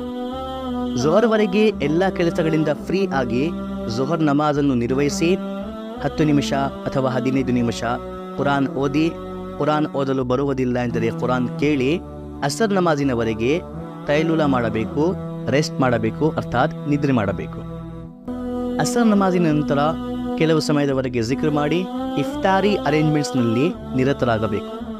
ಹಾಗೂ ಮುಖ್ಯವಾದ ವಿಷಯ, ಇಫ್ತಾರಿ ಸಮಯದಿಂದ ಕನಿಷ್ಠ 20 ನಿಮಿಷದ ಮುನ್ನ ಇಫ್ತಾರಿ ಅರೇಂಜ್ಮೆಂಟ್ಸಿನ ಎಲ್ಲ ಕೆಲಸಗಳಿಂದ ಫ್ರೀ ಆಗಿಬಿಡಬೇಕು. ಹಾಗೂ ಈ 20 ನಿಮಿಷ ಟೋಟಲಿ ದುಆನಲ್ಲಿ ಕಳೆಯಬೇಕು. ಅಲ್ಲಾಹನಿಂದ ಅಳುತ್ತಾ ಬೇಡಬೇಕು. ತಮ್ಮ ಎಲ್ಲ ಸಮಸ್ಯೆಗಳನ್ನು ಅಲ್ಲಾಹನ ಮುಂದಿಡಬೇಕು. ನಂತರ ಮಗರಿಬ್ ನಮಾಜನ್ನು ನಿರ್ವಹಿಸಿ ಇಶಾವರೆಗೆ ತನ್ನ ಪರ್ಸನಲ್ ಕಾರ್ಯಗಳಲ್ಲಿ ನಿರತರಾಗಬಹುದು. ಹಾಗೂ ಇಶಾ ನಂತರ ತರಾವಿ ನಮಾಜನ್ನು ನಿರ್ವಹಿಸಿ ಆದಷ್ಟು ಬೇಗ ಬೇರೆ ಯಾವುದೇ ಮುಟ್ಟಾಳ ಕಾರ್ಯಗಳಲ್ಲಿ, ಬೇರೆ ಯಾವುದೇ ನಮ್ಮ ಸಮಯವನ್ನು ವ್ಯರ್ಥ ಮಾಡುವ ಕಾರ್ಯಗಳಲ್ಲಿ ನಿರತರಾಗದೆ ಆದಷ್ಟು ಬೇಗ ಮಲಗಬೇಕು. ಅಷ್ಟೇ ವೀಕ್ಷಕ. ಇದು ಒಂದು ಬಹಳ ಬೇಸಿಕ್ ಹಾಗೂ ಸಾಮಾನ್ಯ ಟೈಮ್ ಟೇಬಲ್, ರಂಜಾನಿನ ಒಂದು ಕ್ಷಣವೂ ಕೂಡ ವ್ಯರ್ಥವಾಗದಂತೆ ಕಳೆಯುವುದಕ್ಕಾಗಿ. ಇದರ ಮಧ್ಯೆ ಗಮನವಿಡಬೇಕಾದ ವಿಷಯವೇನೆಂದರೆ, ಮಹಿಳೆಯರು ಮನೆ ಕೆಲಸ ಮಾಡುವಾಗ ಹಾಗೂ ಪುರುಷರು ಮನೆಯ ಹೊರಗಡೆ ತನ್ನ ಉದ್ಯೋಗದ ಕೆಲಸವನ್ನು ಮಾಡುವಾಗ ಸದಾ ನಾಲಿಗೆಯ ಮೇಲೆ ಅಲ್ಲಾಹನ ಜಿಕ್ರ್ ಇಡಬೇಕು. ಅದು ಸುಬ್ಹಾನಲ್ಲಾ ಆಗಲಿ, ಅಲ್ಹಮ್ದುಲಿಲ್ಲಾ ಆಗಲಿ, ಅಲ್ಲಾಹು ಅಕ್ಬರ್ ಆಗಲಿ, ಲಾ ಇಲಾಹ ಇಲ್ಲಲ್ಲಾ ಆಗಲಿ, ಅಸ್ತಗ್ಫಿರುಲ್ಲಾ ಆಗಲಿ, ದರೂದ್ ಆಗಲಿ, ಯಾವುದೇ ಒಂದು ಜಿಕ್ರ್ ನಾವು ನಮ್ಮ ದಿನದ ಎಲ್ಲ ಕೆಲಸಗಳನ್ನು, ನಮ್ಮ ದಿನದ ಎಲ್ಲ ಕಾರ್ಯಗಳನ್ನು ಮಾಡುವಾಗ ನಮ್ಮ ನಾಲಿಗೆಯ ಮೇಲೆ ಅಲ್ಲಾಹನ ಈ ಜಿಕ್ರ್ ಸದಾ ಇರಬೇಕು ವೀಕ್ಷಕರೇ. ಹಜರತ್ ಅಬೂ ಹುರೈರಾ ರದಿಯಲ್ಲಾಹು ತಾಲಾ ಅನ್ಹುರವರಿಂದ ಒಂದು ಹದೀಸ್ ಮರವಿಯಾಗಿದೆ. ಅದರಲ್ಲಿ ನಮ್ಮ ಪ್ರಿಯ ಪ್ರವಾದಿ ಮುಹಮ್ಮದ್ ಸಲ್ಲಲ್ಲಾಹು ಅಲೈಹಿ ವಸಲ್ಲಂ ರವರು ಅಲ್ಲಾಹನು ಕೇವಲ ನಮಗೆ ನೀಡಿರುವ, ನಮ್ಮ ಪ್ರಿಯ ಪ್ರವಾದಿ ಮುಹಮ್ಮದ್ ಸಲ್ಲಲ್ಲಾಹು ಅಲೈಹಿ ವಸಲ್ಲಂ ರವರ ಉಮ್ಮತಿಯರಿಗೆ ಮಾತ್ರ ನೀಡಿರುವ ಈ ರಮಜಾನಿನ 5 ಉಡುಗೊರೆಗಳ ಬಗ್ಗೆ ವಿವರಿಸಿದ್ದಾರೆ. ಅದರಲ್ಲಿ ಒಂದು ಉಡುಗೊರೆ, ಅಲ್ಲಾಹನು ಈ ತಿಂಗಳಿನಲ್ಲಿ ಶೈತಾನ್ಗಳನ್ನು ಬಂದಿ ಮಾಡಿಕೊಳ್ಳುತ್ತಾನೆ. ಪಾಪವನ್ನು ಮಾಡಲು ನಮಗೆ ಪ್ರಚೋದಿಸುವ ಎಲ್ಲ ಶೈತಾನ್ಗಳನ್ನು ಈ ತಿಂಗಳಿನಲ್ಲಿ ಬಂಧಿಸಲಾಗುತ್ತದೆ. ಕಂಜುಲ್ ಅಮ್ಮಾನಲ್ಲೂ ಬರೆದಿದ್ದಾರೆ, ಇದಾ ಕಾನತ್ ಅವ್ವಲು ಲೈಲತಿನ್ ಮಿನ್ ರಮದಾನ್ ಸುಫಿದತಿ ಶಯಾತೀನ್ ವ ಮರದತಲ್ ಜಿನ್. ರಮಜಾನಿನ ಮೊದಲ ರಾತ್ರಿ ಬಂದಾಗ ಶಯಾತೀನ್ ಹಾಗೂ ಪಾಪಗಳ ಕಡೆ ನಮಗೆ ಮೋಹಿಸುವ, ನಮ್ಮ ಮನದಲ್ಲಿ ಪಿಸುಗೂಡು ಇಡುವ ಜಿನ್ನಾದ್ಗಳಿಗೆ ಬಂಧಿಸಲಾಗುತ್ತದೆ. ನನ್ನ ಪ್ರಿಯ ಪ್ರವಾದಿ ಮುಹಮ್ಮದ್ ಸಲ್ಲಲ್ಲಾಹು ಅಲೈಹಿ ವಸಲ್ಲಂ ರವರ ಉಮ್ಮತಿಯರ ಉಪವಾಸಗಳನ್ನು ಹಾಳು ಮಾಡುವುದು ನೀವು ಸಾಧ್ಯವಿಲ್ಲ. ಈ ಪುಣ್ಯಗಳ ತಿಂಗಳಿನಲ್ಲಿ ನನ್ನ ಭಕ್ತರಿಗೆ ಪುಣ್ಯಗಳನ್ನು ನಕಾದಿಸಿ, ಅವರಿಗೆ ಮೋಹಿಸಿ, ಪಾಪಗಳಲ್ಲಿ ತೊಡಗಿಸಿ ಈ ತಿಂಗಳಿನ ವಂಚಿತಗೊಳಿಸುವ ಅನುಮತಿ ನಿಮಗಿಲ್ಲ ಎಂದು ಅಲ್ಲಾಹನು ಈ ತಿಂಗಳಿನಲ್ಲಿ ಎಲ್ಲ ಶಯಾತೀನ್ ಹಾಗೂ ಸರ್ಕಶ್ ಜಿನ್ನಾದ್ಗಳಿಗೆ ಬಂಧಿಸುತ್ತಾನೆ. ಸುಬ್ಹಾನಲ್ಲಾ. ಎಷ್ಟು ಕರುಣಾಮಯಿ ವೀಕ್ಷಕರೇ ನಮ್ಮ ಸರ್ವಶಕ್ತನಾದ ಪ್ರಿಯ ಅಲ್ಲಾಹನು. ನಮ್ಮಿಂದ ಎಷ್ಟು ಪ್ರೀತಿ ಮಾಡುತ್ತಾನೆ.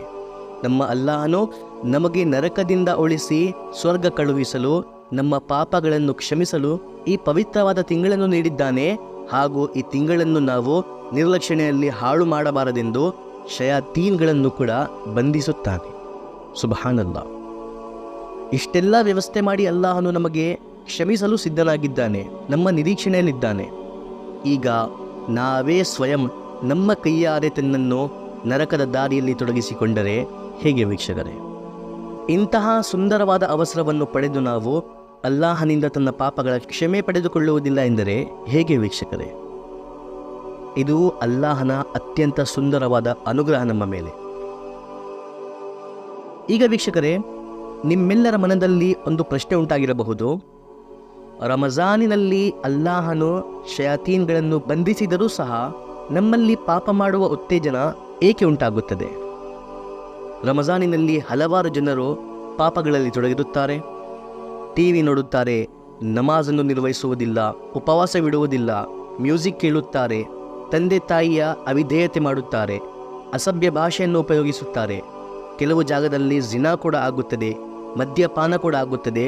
ಇಂತಹ ಹಲವಾರು ಪಾಪಗಳು ಈ ತಿಂಗಳಿನಲ್ಲೂ ಕೂಡ ಆಗುತ್ತದೆ, ಅದು ಕೂಡ ಮುಸಲ್ಮಾನರಲ್ಲಿ. ಸೊ ಶೈತಾನ್ ನಮ್ಮ ಸಮಾಜದಲ್ಲಿ ಇಲ್ಲ ಎಂದರೆ ಈ ಪಾಪಗಳು ಆಗುವ ಕಾರಣವೇನು? ಇದರ ಒಂದು ಉತ್ತರ ವೀಕ್ಷಕರೇ, ಒಂದು ಉದಾಹರಣೆಯಿಂದ ನಿಮಗೆ ಅರ್ಥವಾಗುತ್ತದೆ.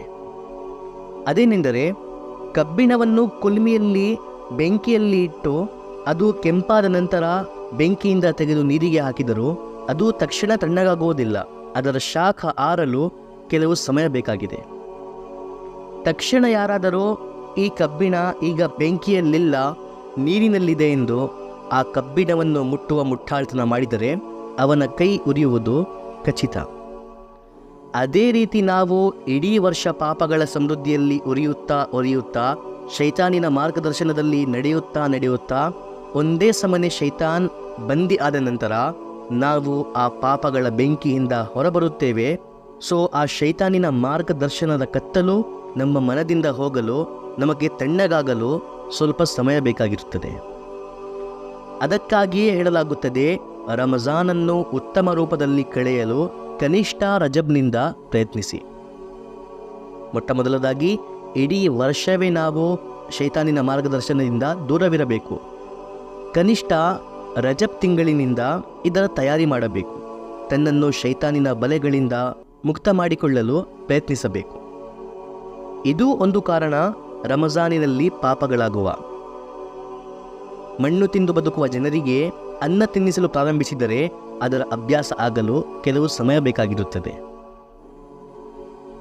ಹಾಗೂ ಇನ್ನೊಂದು ಮುಖ್ಯವಾದ ಕಾರಣ, ರಮಜಾನಿನಲ್ಲಿ ನಮಗೆ ಪಾಪಗಳ ಕಡೆ ಮೋಹಿಸುವ, ನಮಗೆ ಪಾಪಗಳನ್ನು ಮಾಡಲು ನಮಾಜ್ ಬಿಡಲು, ತರಾವೀಹ್ ಓದದೆ, ಉಪವಾಸ ಪಾಲಿಸದೆ, ಬೇರೆ ಮುಟ್ಟಾಳ ಕಾರ್ಯಗಳಲ್ಲಿ ನಿರತರಾಗಲು ನಮಗೆ ಪ್ರಚೋದಿಸುವುದು ನಮ್ಮ ನಫ್ಸ್.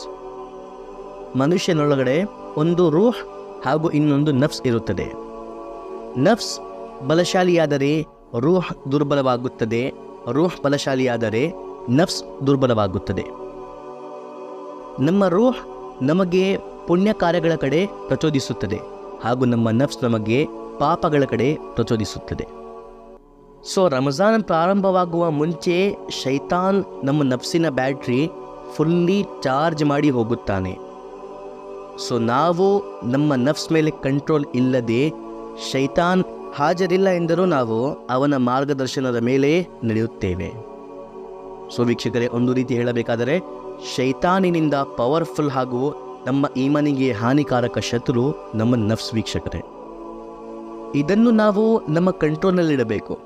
ಔಲಿಯಾರವರು ಹೇಳುತ್ತಾರೆ, ನಿಮ್ಮ ಹಾಗೂ ಸ್ವರ್ಗದ ನಡುವೆ ಕೇವಲ 2 ಹೆಜ್ಜೆಗಳ ಅಂತರ.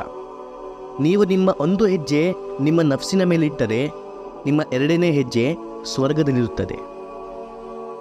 ಈಗ ನಫ್ಸನ್ನು ಕಂಟ್ರೋಲ್ ಮಾಡಿದರೆ ನಮ್ಮ ರೂಹ್ ಬಲಶಾಲಿಯಾಗುತ್ತದೆ ಹಾಗೂ ನಮಗೆ ಪಾಪಗಳನ್ನು ತಿರಸ್ಕರಿಸುವುದು ಹಾಗೂ ಪುಣ್ಯಗಳನ್ನು ಮಾಡುವುದು ಸುಲಭವಾಗುತ್ತದೆ. ಈ ನಫ್ಸನ್ನು ದುರ್ಬಲಗೊಳಿಸುವ ವಿಧಾನವೇನು? ಮೌಲಾನಾ ಜಲಾಲುದ್ದೀನ್ ರೂಮಿ ರಹಮತುಲ್ಲಾ ಅಲೈರವರು ಅತ್ಯಂತ ಪ್ರಸಿದ್ಧ, ಪ್ರಮುಖ ಹಾಗೂ ಮಹಾವಿದ್ವಾಂಸರಾಗಿದ್ದರು. ಅವರ ಬಳಿ ಒಂದು ವ್ಯಕ್ತಿ ಇದೇ ಪ್ರಾಬ್ಲಮ್ನಿಂದ ಬಂದಿದ್ದನು ಹಾಗೂ ಅವನು ಹೇಳಿದನು, ಹಜರತ್, ಕೆಂದಿಮಿ ನಫ್ಸಿನ್ ನಸಲ್ ಕಾಬು ಎದೆಬಿಲಿರಂ, ನಾನು ನನ್ನ ನಫ್ಸನ್ನು ಹೇಗೆ ನಿಯಂತ್ರಿಸಬೇಕು, ಹೇಗೆ ನಾನು ನನ್ನ ನಫ್ಸನ್ನು ಕಂಟ್ರೋಲ್ ಮಾಡಲಿ? ಸೊ ಮೌಲಾನಾ ಜಲಾಲುದ್ದೀನ್ ರೂಮಿ ರಹಮತುಲ್ಲಾ ಅಲೈರವರು ಹೇಳಿದರು, ನಾನು ನಿಮಗೆ ನನ್ನ ಗುರುಗಳ ಬಳಿ ಕಳುಹಿಸುತ್ತೇನೆ, ಅವರು ನಿಮಗೆ ಇದರ ಬಗ್ಗೆ ಉತ್ತಮವಾಗಿ ತಿಳಿಸುತ್ತಾರೆ. ವೀಕ್ಷಕರೇ, ಮೌಲಾನಾ ಜಲಾಲುದ್ದೀನ್ ರೂಮಿ ರಹಮತುಲ್ಲಾ ಅಲೈರವರು ಇಂತಹ ದೊಡ್ಡ ಮಹಾವಿದ್ವಾಂಸರು. ಅವರ ಗುರುಗಳೆಂದರೆ ಅವರಿಂದ ಅತ್ಯುತ್ತಮವಾಗಿರುವ ವಿದ್ವಾಂಸರು ಶೇಖ್ ಫರೀದುದ್ದೀನ್ ಅತ್ತಾರ್ ರಹಮತುಲ್ಲಾಹರವರು. ಅವರು ತನ್ನ ಫಾರ್ಸಿ ಪುಸ್ತಕ ಪಂದನಾಮಾದಲ್ಲಿ ಬರೆದಿದ್ದಾರೆ, ನಫ್ಸ್ ನತುವಾ ಇಲ್ಲ ಬಸ್ಸೆ ಚೀಸ್. ಈ ನಫ್ಸ್ ಕಂಟ್ರೋಲ್ ಆಗುವುದಿಲ್ಲ ಈ 3 ಶಸ್ತ್ರಗಳಿಲ್ಲದೆ. ಬಾತ್ ಗೋಯಂ ಯಾದ್ಗೀರಶ್ ಐ ಅಜೀಜ್. ನಾನು ನಿಮಗೆ ತಿಳಿಸುತ್ತೇನೆ ನನ್ನ ಪ್ರಿಯರೇ, ನೀವು ಇದನ್ನು ಗಮನದಲ್ಲಿಡಿ. ಈ 3 ಶಸ್ತ್ರಗಳಿಂದ ನೀವು ಸಂಪೂರ್ಣವಾಗಿ ನಫ್ಸನ್ನು ನಿಮ್ಮ ಕಂಟ್ರೋಲಲ್ಲಿಡಬಹುದು. ವೀಕ್ಷಕರೇ, ಇಡೀ ಜೀವನ ನಾವು ಈ ನಫ್ಸಿನ ಮೋಹದಲ್ಲೇ ಕಳೆಯಬಾರದು. ಇದರಿಂದ ಹೋರಾಡಬೇಕು, ಇದನ್ನು ತನ್ನ ಕಂಟ್ರೋಲಲ್ಲಿ ಮಾಡಿಕೊಳ್ಳಬೇಕು. ಇದು ಕಂಟ್ರೋಲಲ್ಲಿದ್ದರೆ ಶೈತಾನಿನಿಂದ ಹೋರಾಡುವುದು ಅತ್ಯಂತ ಸುಲಭವಾಗುತ್ತದೆ. ಆದರೆ ಶೈತಾನ್ ನಮಗೆ ಈ ನಫ್ಸನ್ನು ದುರ್ಬಲಗೊಳಿಸುವ ಅವಕಾಶ ನೀಡುವುದಿಲ್ಲ. ಆದರೆ ಈ ಪವಿತ್ರ ತಿಂಗಳಿನಲ್ಲಿ ಅಲ್ಲಾಹನ ಕರುಣೆಯಿಂದ, ಅಲ್ಲಾಹನ ಮಹಾ ಉಪಕಾರ ನಮ್ಮ ಮೇಲೆ, ಅಲ್ಲಾಹನು ಈ ತಿಂಗಳಿನಲ್ಲಿ ಶೈತಾನನ್ನು ಬಂಧಿಸುತ್ತಾನೆ. ಈಗ ಈ ನಫ್ಸನ್ನು ನಾವು ನಮ್ಮ ಕಂಟ್ರೋಲ್ನಲ್ಲಿ ಮಾಡಿಕೊಂಡರೆ ಈ ತಿಂಗಳಿನಲ್ಲಿ ಶೈತಾನ್ ಹೊರಬಂದ ನಂತರ ಅವನು ಹತಾಶನಾಗುತ್ತಾನೆ. ಅವನ ಬಲೆಗಳು ನಮ್ಮ ಮೇಲೆ ಯಾವುದೇ ಪರಿಣಾಮ ಬೀರುವುದಿಲ್ಲ ಅಷ್ಟು ಸುಲಭವಾಗಿ. ನಾವು ಈ ತಿಂಗಳಿನಲ್ಲೇ ಈ ನಫ್ಸನ್ನು ಕಂಟ್ರೋಲ್ ಮಾಡಿಕೊಳ್ಳಬೇಕು ವೀಕ್ಷಕರೇ. ಸೊ ಹೇಗೆ ಕಂಟ್ರೋಲ್ ಮಾಡಿಕೊಳ್ಳಬೇಕು? ಶೇಖ್ ಫರೀದುದ್ದೀನ್ ಅತ್ತಾರ್ ರಹಮತುಲ್ಲಾಹರವರು ಹೇಳುತ್ತಾರೆ, ಆ 3 ಶಸ್ತ್ರಗಳು ಯಾವುದು? ಸಂಜರೆ ಖಾಮೋಶಿ ವ ಶಂಶೀರೆ ಜೋ ನೇಜೆ ತನ್ಹಾಯಿ ವ ತರ್ಕೆ ಹಿಜೋ. ಮೌನದ ಕಠಾರಿ, ಹಸಿವಿನ ಕತ್ತಿ ಹಾಗೂ ಏಕಾಂಗಿಯ ಈಟಿ. ಈ 3 ಶಸ್ತ್ರ ನಮ್ಮೊಂದಿಗಿದ್ದರೆ ನಫ್ಸಿನ ಮೇಲೆ ನಮ್ಮ ಗೆಲುವು ಖಚಿತ ವೀಕ್ಷಕರೇ. ಮೌನದ ಕಠಾರಿ ಎಂದರೆ ಆದಷ್ಟು ನಾವು ಮೌನವಾಗಿರಬೇಕು ವೀಕ್ಷಕರೇ. ಅಗತ್ಯ ಇಲ್ಲದೆ ಮಾತನಾಡಬಾರದು. ನಮ್ಮ ಪ್ರಿಯ ಪ್ರವಾದಿ ಮುಹಮ್ಮದ್ ಸಲ್ಲಲ್ಲಾಹು ಅಲೈಹಿ ವಸಲ್ಲಂ ರವರು ಕೂಡ ಸ್ವಯಂ ಹೇಳಿದ್ದಾರೆ, ಮನ್ ಸಮತ ನಜಾ. ಇದರ ಸಾರಾಂಶ, ಮೌನವಾಗಿರುವವನು ಬದುಕುಳಿದ, ಯಶಸ್ವಿಯಾದನು. ಹಾಗೂ ಉಲಮರವರು ಬರೆದಿದ್ದಾರೆ, ಜಾಸ್ತಿ ಮಾತನಾಡುವುದು ಮೂರ್ಖರ ಚಿಹ್ನೆ, ಹಾಗೂ ಅಗತ್ಯ ಇಲ್ಲದೆ ಮಾತನಾಡದೆ ಮೌನವಾಗಿರುವುದು ಬುದ್ಧಿವಂತರ ಚಿಹ್ನೆ. ಸೊ ಮೊದಲದಾಗಿ ನಾವು ಅಗತ್ಯ ಇಲ್ಲದೆ ಮಾತನಾಡಬಾರದು. ನಮ್ಮ ನಾಲಿಗೆಯನ್ನು ನಾವು ನಮ್ಮ ಕಂಟ್ರೋಲ್ನಲ್ಲಿಡಬೇಕು. ಎರಡನೇ ಶಸ್ತ್ರ ಶಂಶೀರೆ ಜೋ, ಹಸಿವಿನ ಕತ್ತಿ. ಹಸಿವಿನಿಂದ ನಮ್ಮ ನಫ್ಸ್ ಅತ್ಯಂತ ದುರ್ಬಲನಾಗುತ್ತಾನೆ ವೀಕ್ಷಕರೇ. ನಾವು ಹಿಂದೆಯೇ ವಿವರಿಸಿದ್ದೇವೆ, ಉಪವಾಸದ ಮುಖ್ಯ ಉದ್ದೇಶ ನಮ್ಮ ಆತ್ಮದ ಬಲವರ್ಧನೆ. ಈಗ ಅಲ್ಲಾಹನು ನಮಗೆ ವರ್ಷದಲ್ಲಿ 30 ದಿನ ಉಪವಾಸದ ಆದೇಶ ನೀಡಿದ್ದಾನೆ. ಸೊ ಈ ಉಪವಾಸ ಮಾಡಿ ನಾವು ನಫ್ಸನ್ನು ದುರ್ಬಲಗೊಳಿಸಬಹುದು.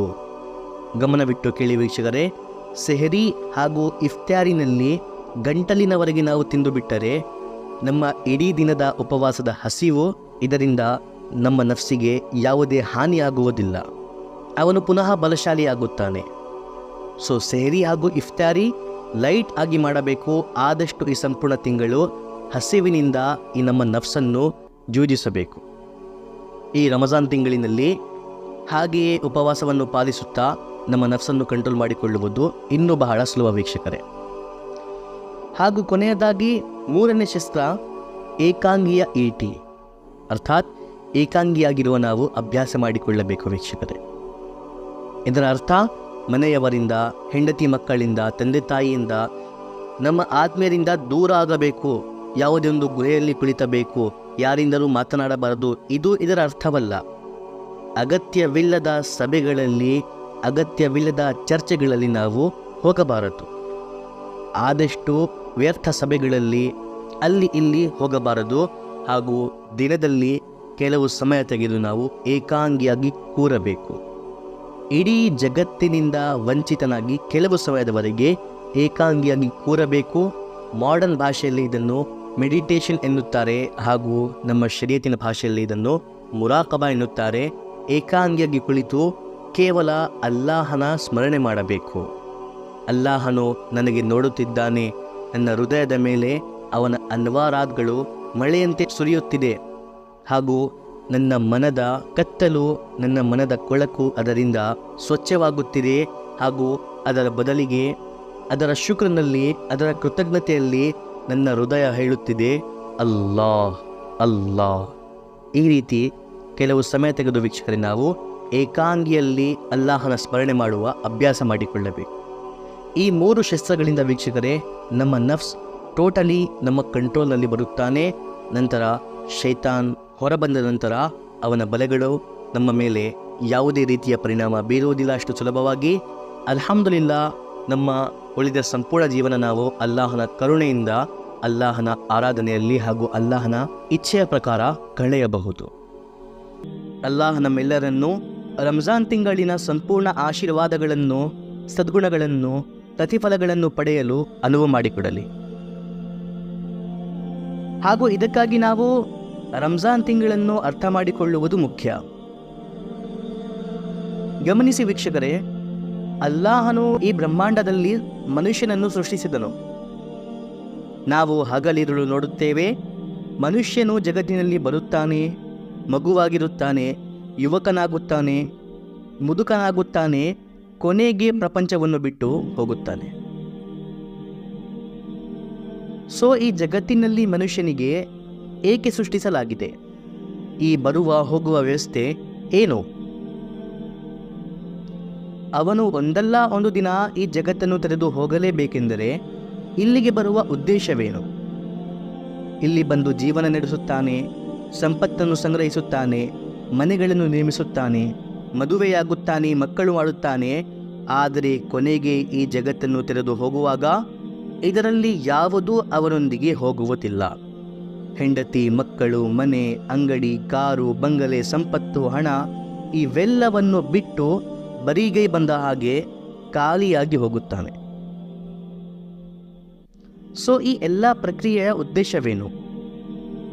ಈ ಪ್ರಶ್ನೆಯ ಉತ್ತರ ನಾನು ಖುತ್ಬಾನಲ್ಲಿ ಓದಿದ ಪವಿತ್ರ ಕುರಾನಿನ ಆಯತಿನಲ್ಲಿ ಅಲ್ಲಾಹನು ನೀಡುತ್ತಾನೆ.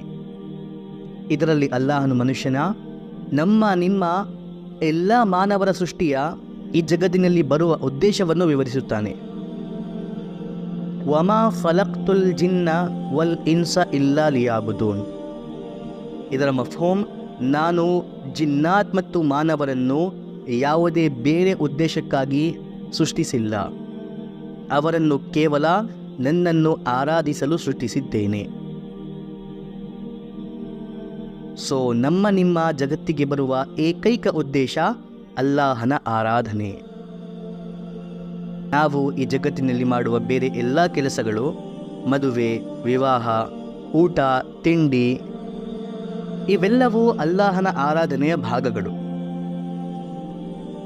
ಅಲ್ಲಾಹನ ಆರಾಧನೆಯಲ್ಲಿ ನಮ್ಮ ಈ ಜಗತ್ತಿಗೆ ಬರುವ ನೈಜ ಉದ್ದೇಶದಲ್ಲಿ, ನಮ್ಮ ನಿಜವಾದ ಕಾರ್ಯದಲ್ಲಿ ಸಹಾಯ ಮಾಡುವ ಭಾಗಗಳು. ಈಗ ಇಲ್ಲಿ ಇನ್ನೊಂದು ಪ್ರಶ್ನೆ ಉಂಟಾಗುತ್ತದೆ. ಅಲ್ಲಾಹನ ಆರಾಧನೆ ಮಲಾಯಿಕರು, ಫರಿಷ್ಠೆಗಳು ಮಾಡುತ್ತಲೇ ಇದ್ದಾರೆ. ಮನುಷ್ಯರನ್ನು ಸೃಷ್ಟಿಸುವ ಮುನ್ನವೇ ಮಲಾಯಿಕರು ಅಲ್ಲಾಹನ ಆರಾಧನೆಯಲ್ಲಿ ತೊಡಗಿದ್ದಾರೆ. ಹೀಗಾಗಿಯೇ ಅಲ್ಲಾಹನು ಮಲಾಯಿಕರವರಿಂದ ಹೇಳಿದಾಗ, ನಾನು ಈ ಭೂಮಿಯಲ್ಲಿ ನನ್ನ ಖಲೀಫಾನನ್ನು ಸೃಷ್ಟಿಸಲಿದ್ದೇನೆ, ಮಾನವರನ್ನು ಸೃಷ್ಟಿಸಲಿದ್ದೇನೆ ಎಂದು ಅಲ್ಲಾಹನು ಮಲಾಯಿಕರವರಿಂದ ಹೇಳಿದಾಗ ಮಲಾಯಿಕರು ಆಶ್ಚರ್ಯಪಟ್ಟರು.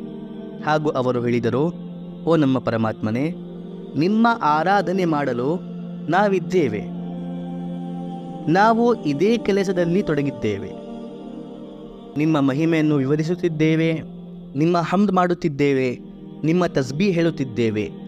ಸೊ ಒಂದು ಹೊಸ ಜೀವಿಯನ್ನು ಸೃಷ್ಟಿಸುವ ಅಗತ್ಯವೇನು?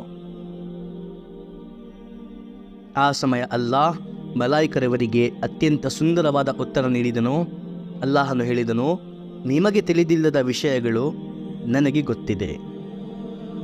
ಹಾಗೂ ವೀಕ್ಷಕರೇ, ನಾವು ಗಮನ ನೀಡಿದರೆ ನಮಗೆ ತಿಳಿಯುತ್ತದೆ, ನಿಸ್ಸಂದೇಹವಾಗಿ ಮಲಾಯಿಕ ಆರಾಧನೆಯಲ್ಲಿ ತೊಡಗಿದ್ದಾರೆ. ಆದರೆ ಅಲ್ಲಾಹನು ಅವರಿಗೆ ಇದೇ ಉದ್ದೇಶದಿಂದ ರಚಿಸಿದ್ದಾನೆ. ಅದೇ ಅವರ ಕಾರ್ಯ, ಕೇವಲ ಅಲ್ಲಾಹನ ಆರಾಧನೆಯಲ್ಲಿ ನಿರತರಾಗಿರುವುದು. ಅವರಲ್ಲಿ ಪಾಪ ಮಾಡುವ, ಅಲ್ಲಾಹನ ಆದೇಶಗಳ ವಿರುದ್ಧ ಹೋಗುವ, ತಪ್ಪನ್ನು ಮಾಡುವ ಯಾವುದೇ ಅಂಶವೇ ಇಲ್ಲ. ಅವರಿಗೆ ಹಸಿವಾಗುವುದಿಲ್ಲ, ಬಾಯಾರಿಕೆ ಆಗುವುದಿಲ್ಲ, ಅವರಲ್ಲಿ ಯಾವುದೇ ಆಸೆಯೂ ಇಲ್ಲ, ಪಾಪ ಮಾಡುವ ಶಕ್ತಿಯೂ ಅವರಲ್ಲಿಲ್ಲ. ಆದರೆ ಮನುಷ್ಯನನ್ನು ಸೃಷ್ಟಿಸಿದಾಗ ಅಲ್ಲಾಹನು ಅವನಲ್ಲಿ ಎರಡು ರೀತಿಯ ಅಂಶಗಳನ್ನು ಇಟ್ಟಿದ್ದಾನೆ. ಮನುಷ್ಯನಿಗೆ ಅಲ್ಲಾಹನು ಅವಿಧೇಯವಾಗುವ ಶಕ್ತಿಯನ್ನು ನೀಡಿದ್ದಾನೆ, ವಿಧೇಯವಾಗುವ ಶಕ್ತಿಯನ್ನು ನೀಡಿದ್ದಾನೆ. ಹಾಗೂ ಮನುಷ್ಯನಿಗೆ ಹಸಿವಾಗುತ್ತದೆ, ಬಾಯಾರಿಕೆಯಾಗುತ್ತದೆ, ಸಂತೋಷದ ಬಯಕೆಯು ಅವನಲ್ಲಿ ಉದಯಿಸುತ್ತದೆ. ಅವನ ಹೃದಯದೊಳಗಡೆ ಅಂತ್ಯವಿಲ್ಲದ ಬಯಕೆಗಳ ಒಂದು ಸಮುದ್ರ ಉಂಟು. ಸೊ ಇಲ್ಲಿ ಅಲ್ಲಾಹನು ಒಂದು ಇಂತಹ ಜೀವಿಯನ್ನು ರಚಿಸಲು ಉದ್ದೇಶಿಸಿದ್ದನು.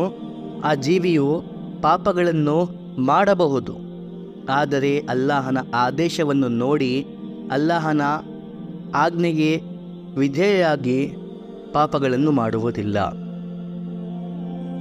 ಇದು ಮನುಷ್ಯನಿಗೆ ಒಂದು ಪರೀಕ್ಷೆಯಲ್ಲಿ ಸಿಲುಕಿಸಲಾಗಿದೆ. ನಿಮ್ಮ ಮುಂದೆ ಪಾಪದ ಮಾರ್ಗವು ತೆರೆದಿರುತ್ತದೆ ಹಾಗೂ ಪುಣ್ಯಗಳ ಮಾರ್ಗವು ತೆರೆದಿರುತ್ತದೆ. ಈಗ ನೀವು ನಿಮ್ಮ ತಿಳುವಳಿಕೆಯಿಂದ ಹಾಗೂ ನಿಮಗೆ ಮಾರ್ಗದರ್ಶನ ನೀಡಲು ಆಗಾಗ ಕಳುಹಿಸುವ ಪ್ರವಾದಿಗಳ ಮಾತನ್ನು ಕೇಳಿ ಅಲ್ಲಾಹನಿಗೆ ಭಯಪಟ್ಟು ಪಾಪದ ಮಾರ್ಗವನ್ನು ತೊರೆದು ಅಲ್ಲಾಹನಿಗೆ ವಿಧೇಯರಾಗಿ ಪುಣ್ಯಗಳ ಮಾರ್ಗವನ್ನು ಆಯ್ಕೆ ಮಾಡಿಕೊಂಡರೆ ನೀವು ಮಲಾಯಿಕಗಳನ್ನು ಹಿಂದಿರುಸುತ್ತೀರಾ? ಏಕೆಂದರೆ ಮಲಾಯಿಕಗಳಿಗೆ ಪಾಪಗಳ ಆಯ್ಕೆ ಇಲ್ಲ. ಈಗ ಅವರು ಪಾಪಗಳನ್ನು ಮಾಡದೆ ಸದಾ ಅಲ್ಲಾಹನ ಆರಾಧನೆಯಲ್ಲಿ ತೊಡಗಿದ್ದಾರೆ, ಅಲ್ಲಾಹನಿಗೆ ವಿಧೇಯರಾಗಿದ್ದಾರೆ. ಇದು ಅವರ ಸಾಧನೆಯಲ್ಲ, ಇದು ಅಲ್ಲಾಹನ ಇಚ್ಛೆ, ಅವನ ಮಹಿಮೆ. ಆದರೆ ಮನುಷ್ಯನಿಗೆ ಪಾಪಗಳನ್ನು ಮಾಡುವ ಸಾಮರ್ಥ್ಯವಿದೆ. ಆದರೂ ಅವನು ಪಾಪಗಳನ್ನು ಮಾಡದೆ, ಅಲ್ಲಾಹನ ಅವಿಧೇಯನಾಗದೆ, ಅಲ್ಲಾಹನ ಆದೇಶಗಳ ಪ್ರಕಾರ ಅಲ್ಲಾಹನಿಗೆ ವಿಧೇಯನಾಗಿ ಬದುಕಿದರೆ ಅವನ ಸ್ಥಾನಮಾನ ಮಲಾಯಿಕಗಳಿಂದಲೂ ಮೇಲಕ್ಕೇರುತ್ತದೆ. ಸೊ ಅಲ್ಲಾಹನು ಹೇಳುತ್ತಾನೆ, ನಾನು ಜಿನ್ನಾತ್ ಮತ್ತು ಮನುಷ್ಯನನ್ನು ಕೇವಲ ನನ್ನನ್ನು ಆರಾಧಿಸಲು ಸೃಷ್ಟಿಸಿದ್ದೇನೆ. ಈಗ ಆರಾಧನೆಯ ನಿಜವಾದ ಅರ್ಥವೇನೆಂದರೆ ಮನುಷ್ಯನು ಅಲ್ಲಾಹನ ಮುಂದೆ ಸಜ್ದಾ ಮಾಡುವುದು, ರುಕು ಮಾಡುವುದು, ನಮಾಜ್ ನಿರ್ವಹಿಸುವುದು, ಅವನ ಕಲಾಮಿನ ತಿಲಾವತ್ ಮಾಡುವುದು, ಅಲ್ಲಾಹನ ಸ್ಮರಣೆಯಲ್ಲೇ ತನ್ನ ಜೀವನವನ್ನು ಕಳೆಯುವುದು. ನಮ್ಮ ಸೃಷ್ಟಿಯ ಮುಖ್ಯ ಉದ್ದೇಶ ಇದೇ ಆಗಿದೆ ವೀಕ್ಷಕರೇ. ಆದರೆ ಅಲ್ಲಾಹನು ತನ್ನ ಕರುಣೆಯಿಂದ ಮನುಷ್ಯನಿಗೆ ಒಂದು ಸುಲಭವಾದ ಮಾರ್ಗವನ್ನು ನೀಡಿದ್ದಾನೆ. ನಿಮಗೆ ಹಸಿವಾಗುತ್ತದೆ, ಬಾಯಾರಿಕೆಯಾಗುತ್ತದೆ, ಮಾನವ ಅಗತ್ಯಗಳು ಸಹ ನಿಮಗೆ ಸಂಬಂಧಿಸಿದೆ. ಹೀಗಾಗಿ ನಿಮಗೆ ಅನುಮತಿಸಲಾಗಿದೆ, ನೀವು ನಿಮ್ಮ ಅಗತ್ಯಗಳನ್ನು ಪೂರೈಸಿಕೊಳ್ಳಿ. ಜೀವನಾಂಶವನ್ನು ಗಳಿಸುವ ಅನುಮತಿ ಇದೆ, ವ್ಯಾಪಾರ ಮಾಡುವ ಅನುಮತಿ ಇದೆ, ಉದ್ಯೋಗ ಮಾಡುವ ಅನುಮತಿ ಇದೆ. ನಿಮ್ಮ ಮುಖ್ಯವಾದ ಕರ್ತವ್ಯ ಕೇವಲ ನನ್ನ ಆರಾಧನೆ ಹೌದು, ಆದರೆ ನಿಮ್ಮೊಂದಿಗೆ ಮಾನವ ಅಗತ್ಯಗಳನ್ನು ಕೂಡಿಸಿರುವ ಕಾರಣ ನಿಮಗೆ ಹಲಾಲ್ ಮಾರ್ಗದಿಂದ ಜೀವನಾಂಶ ಗಳಿಸಲು ಅನುಮತಿಸಲಾಗಿದೆ. ಸೊ ನೀವು ಈ ಕಾರ್ಯಗಳಲ್ಲಿ ನಿರತರಾಗಬಹುದು, ಆದರೆ ನಿಮ್ಮ ವ್ಯಾಪಾರ, ನಿಮ್ಮ ಉದ್ಯೋಗ ಅಥವಾ ನಿಮ್ಮ ಜೀವನಾಂಶವನ್ನು ಗಳಿಸುವ ಯಾವುದೇ ಬೇರೆ ಮಾರ್ಗ ನಿಮ್ಮನ್ನು ಅಲ್ಲಾಹನ ಸ್ಮರಣೆಯಿಂದ ವಿಚಲಿತಗೊಳಿಸಬಾರದು. ಅಲ್ಲಾಹನ ಆದೇಶದ ಪ್ರಕಾರ ಅಲ್ಲಾಹನು ಹಾಕಿರುವ ಮಿತಿಯೊಳಗಡೆ ಇರುವ ರೂಪದಲ್ಲಿ ಹಲಾಲ್ ಮಾರ್ಗದಿಂದ ಗಳಿಸಿ. ಹಾಗೂ ವ್ಯಾಪಾರದ ಮಧ್ಯೆ ನಿಮಗೆ ಅಲ್ಲಾಹನ ಕಡೆಯಿಂದ ಕರೆ ನೀಡಲಾಗುತ್ತದೆ. ಆ ಸಮಯ ವ್ಯಾಪಾರವನ್ನು ಬಿಟ್ಟು ತನ್ನ ಕರ್ತವ್ಯವನ್ನು ಪೂರೈಸಲು ಹೋಗಿರಿ. ಈಗ ಏನಾಗುತ್ತದೆ ಎಂದರೆ ಈ ಎಲ್ಲ ಅನುಮತಿಗಳು ಸಿಕ್ಕಿದ ನಂತರ ಮನುಷ್ಯನು ಕೆಲವೊಮ್ಮೆ ಈ ಅಡಿಷನಲ್ ಕಾರ್ಯಗಳಲ್ಲಿ ನಿರತರಾಗಿ ತನ್ನ ಮುಖ್ಯವಾದ ಕರ್ತವ್ಯವನ್ನು ಮರೆತು ಅಲ್ಲಾಹನ ಸ್ಮರಣೆಯನ್ನು ಮರೆತು ಅಲ್ಲಾಹನ ಸ್ಮರಣೆಯ ಹಕ್ಕನ್ನು ಈಡೇರಿಸುವುದಿಲ್ಲ. ಬೆಳಿಗ್ಗೆಯಿಂದ ಸಂಜೆಯವರೆಗೆ ತಲೆಯ ಮೇಲೆ ಕೇವಲ ಒಂದೇ ಒಂದು ಚಿಂತೆ, ಹೇಗೆ ನಾನು ನನ್ನ ಸಂಪತ್ತನ್ನು ಹೆಚ್ಚಿಸಬೇಕು, ಹೇಗೆ ನಾನು ನನ್ನ ಐಷಾರಾಮಿಯನ್ನು ಹೆಚ್ಚಿಸಬೇಕು. ಇದರ ಪರಿಣಾಮವಾಗಿ ತಾತ್ಕಾಲಿಕ ಕರ್ತವ್ಯಗಳನ್ನು ಪ್ರಾಮುಖ್ಯತೆಯನ್ನು ನೀಡುತ್ತಾನೆ ಹಾಗೂ ಮುಖ್ಯವಾದ ಕರ್ತವ್ಯವನ್ನು ನಿರ್ಲಕ್ಷಿಸಲು ಪ್ರಾರಂಭಿಸುತ್ತಾನೆ.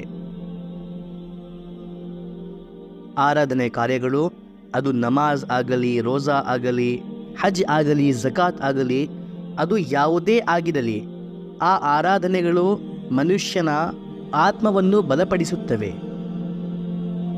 ಅದು ಮನುಷ್ಯನ ಆತ್ಮದ ಆಹಾರವಾಗಿದೆ. ಈ ಪ್ರಪಂಚದ ವ್ಯವಹಾರಗಳು ಇದು ಸಾಮಾನ್ಯವಾಗಿ ಆತ್ಮದ ಬಲವರ್ಧನೆಗೆ ಕಾರಣವಾಗುವುದಿಲ್ಲ.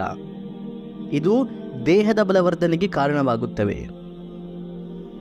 ಸೊ ಇದರ ಪರಿಣಾಮದಲ್ಲಿ ಮನುಷ್ಯನು ಪ್ರಪಂಚಕ್ಕಾಗಿ ಅಧಿಕವಾಗಿ ಶ್ರಮಿಸಿದಾಗ ಅವನ ದೇಹ ಬಲಶಾಲಿಯಾಗುತ್ತದೆ. ಆದರೆ ಆರಾಧನೆಗಳಲ್ಲಿ ನಿರತರಾಗದಿಲ್ಲದ ಕಾರಣ ಅವನ ಆತ್ಮವು ದುರ್ಬಲಗೊಳ್ಳುತ್ತದೆ. ಹಾಗೂ ಈ ಕಾರಣದಿಂದಾಗಿ ಮನುಷ್ಯನ ಈಮಾನ್ ನಾಶವಾಗುತ್ತದೆ. ಏಕೆಂದರೆ ಇದರ ಕಡೆ ಇರಬೇಕಾದ ಗಮನ, ಪ್ರಾಮುಖ್ಯತೆ ಇವನಿಗಿಲ್ಲ.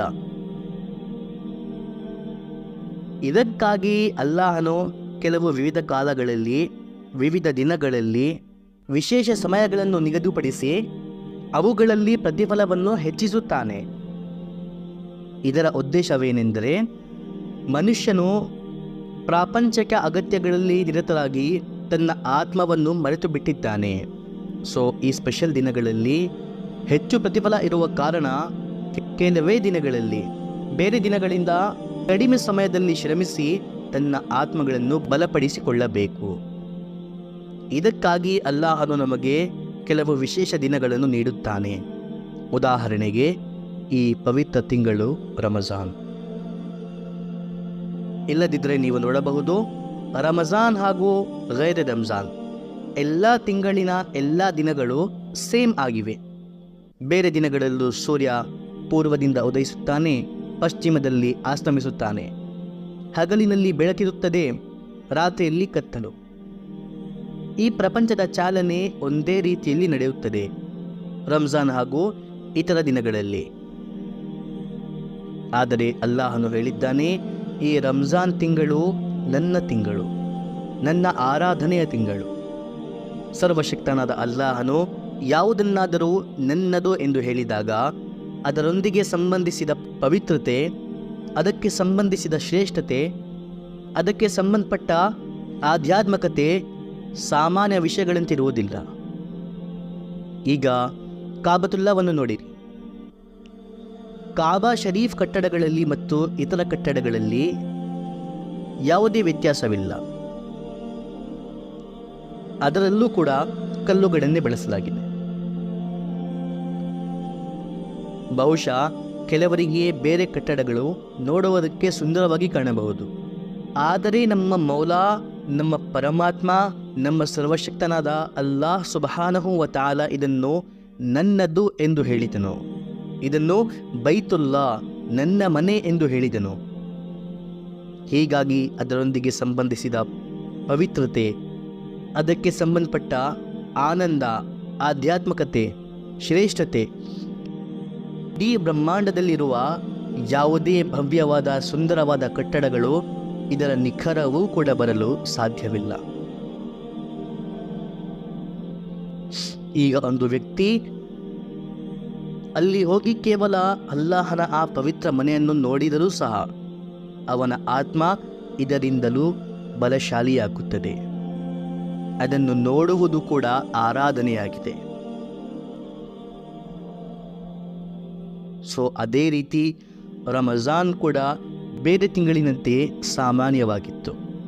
ಆದರೆ ಅಲ್ಲಾಹನು ಇದನ್ನು ನನ್ನ ತಿಂಗಳು, ನನ್ನ ಆರಾಧನೆಯ ತಿಂಗಳು ಎಂದು ಹೇಳಿದಾಗ ಈ ರಂಜಾನ್ ತಿಂಗಳು ಬೇರೆ ತಿಂಗಳಿನಿಂದ ಶ್ರೇಷ್ಠವಾಯಿತು, ಪವಿತ್ರವಾಯಿತು. ಇದರ ಪವಿತ್ರತೆ, ಇದರ ಭವ್ಯತೆ, ಇದರ ಮಹಿಮೆ ವರ್ಷದ ಎಲ್ಲ ದಿನಗಳಲ್ಲಿ ಶ್ರೇಷ್ಠವಾಯಿತು.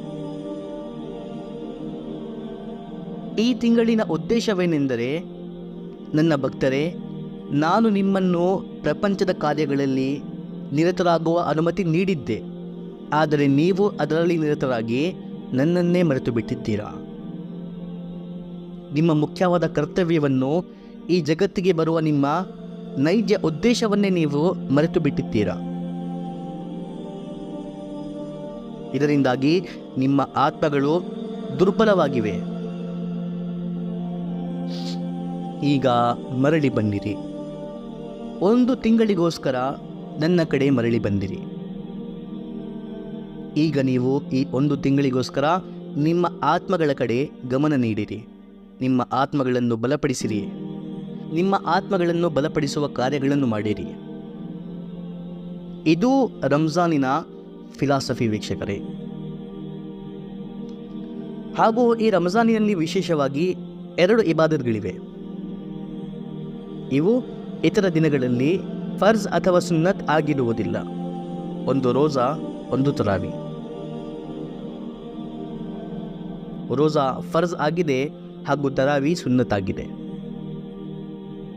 ಇತರ 11 ತಿಂಗಳುಗಳಲ್ಲಿ ನಾವು ವಿವಿಧ ಚಟುವಟಿಕೆಗಳಲ್ಲಿ ತನ್ನನ್ನು ತೊಡಗಿಸಿಕೊಂಡಿರುತ್ತೇವೆ. ಈ ತಿಂಗಳು ಅಲ್ಲಾಹನ ಸಲುವಾಗಿ ತನ್ನನ್ನು ಮುಕ್ತಗೊಳಿಸುವ ಪ್ರಯತ್ನ ಪಡಬೇಕು ಈ ಎಲ್ಲ ಲಘು ಚಟುವಟಿಕೆಗಳಿಂದ.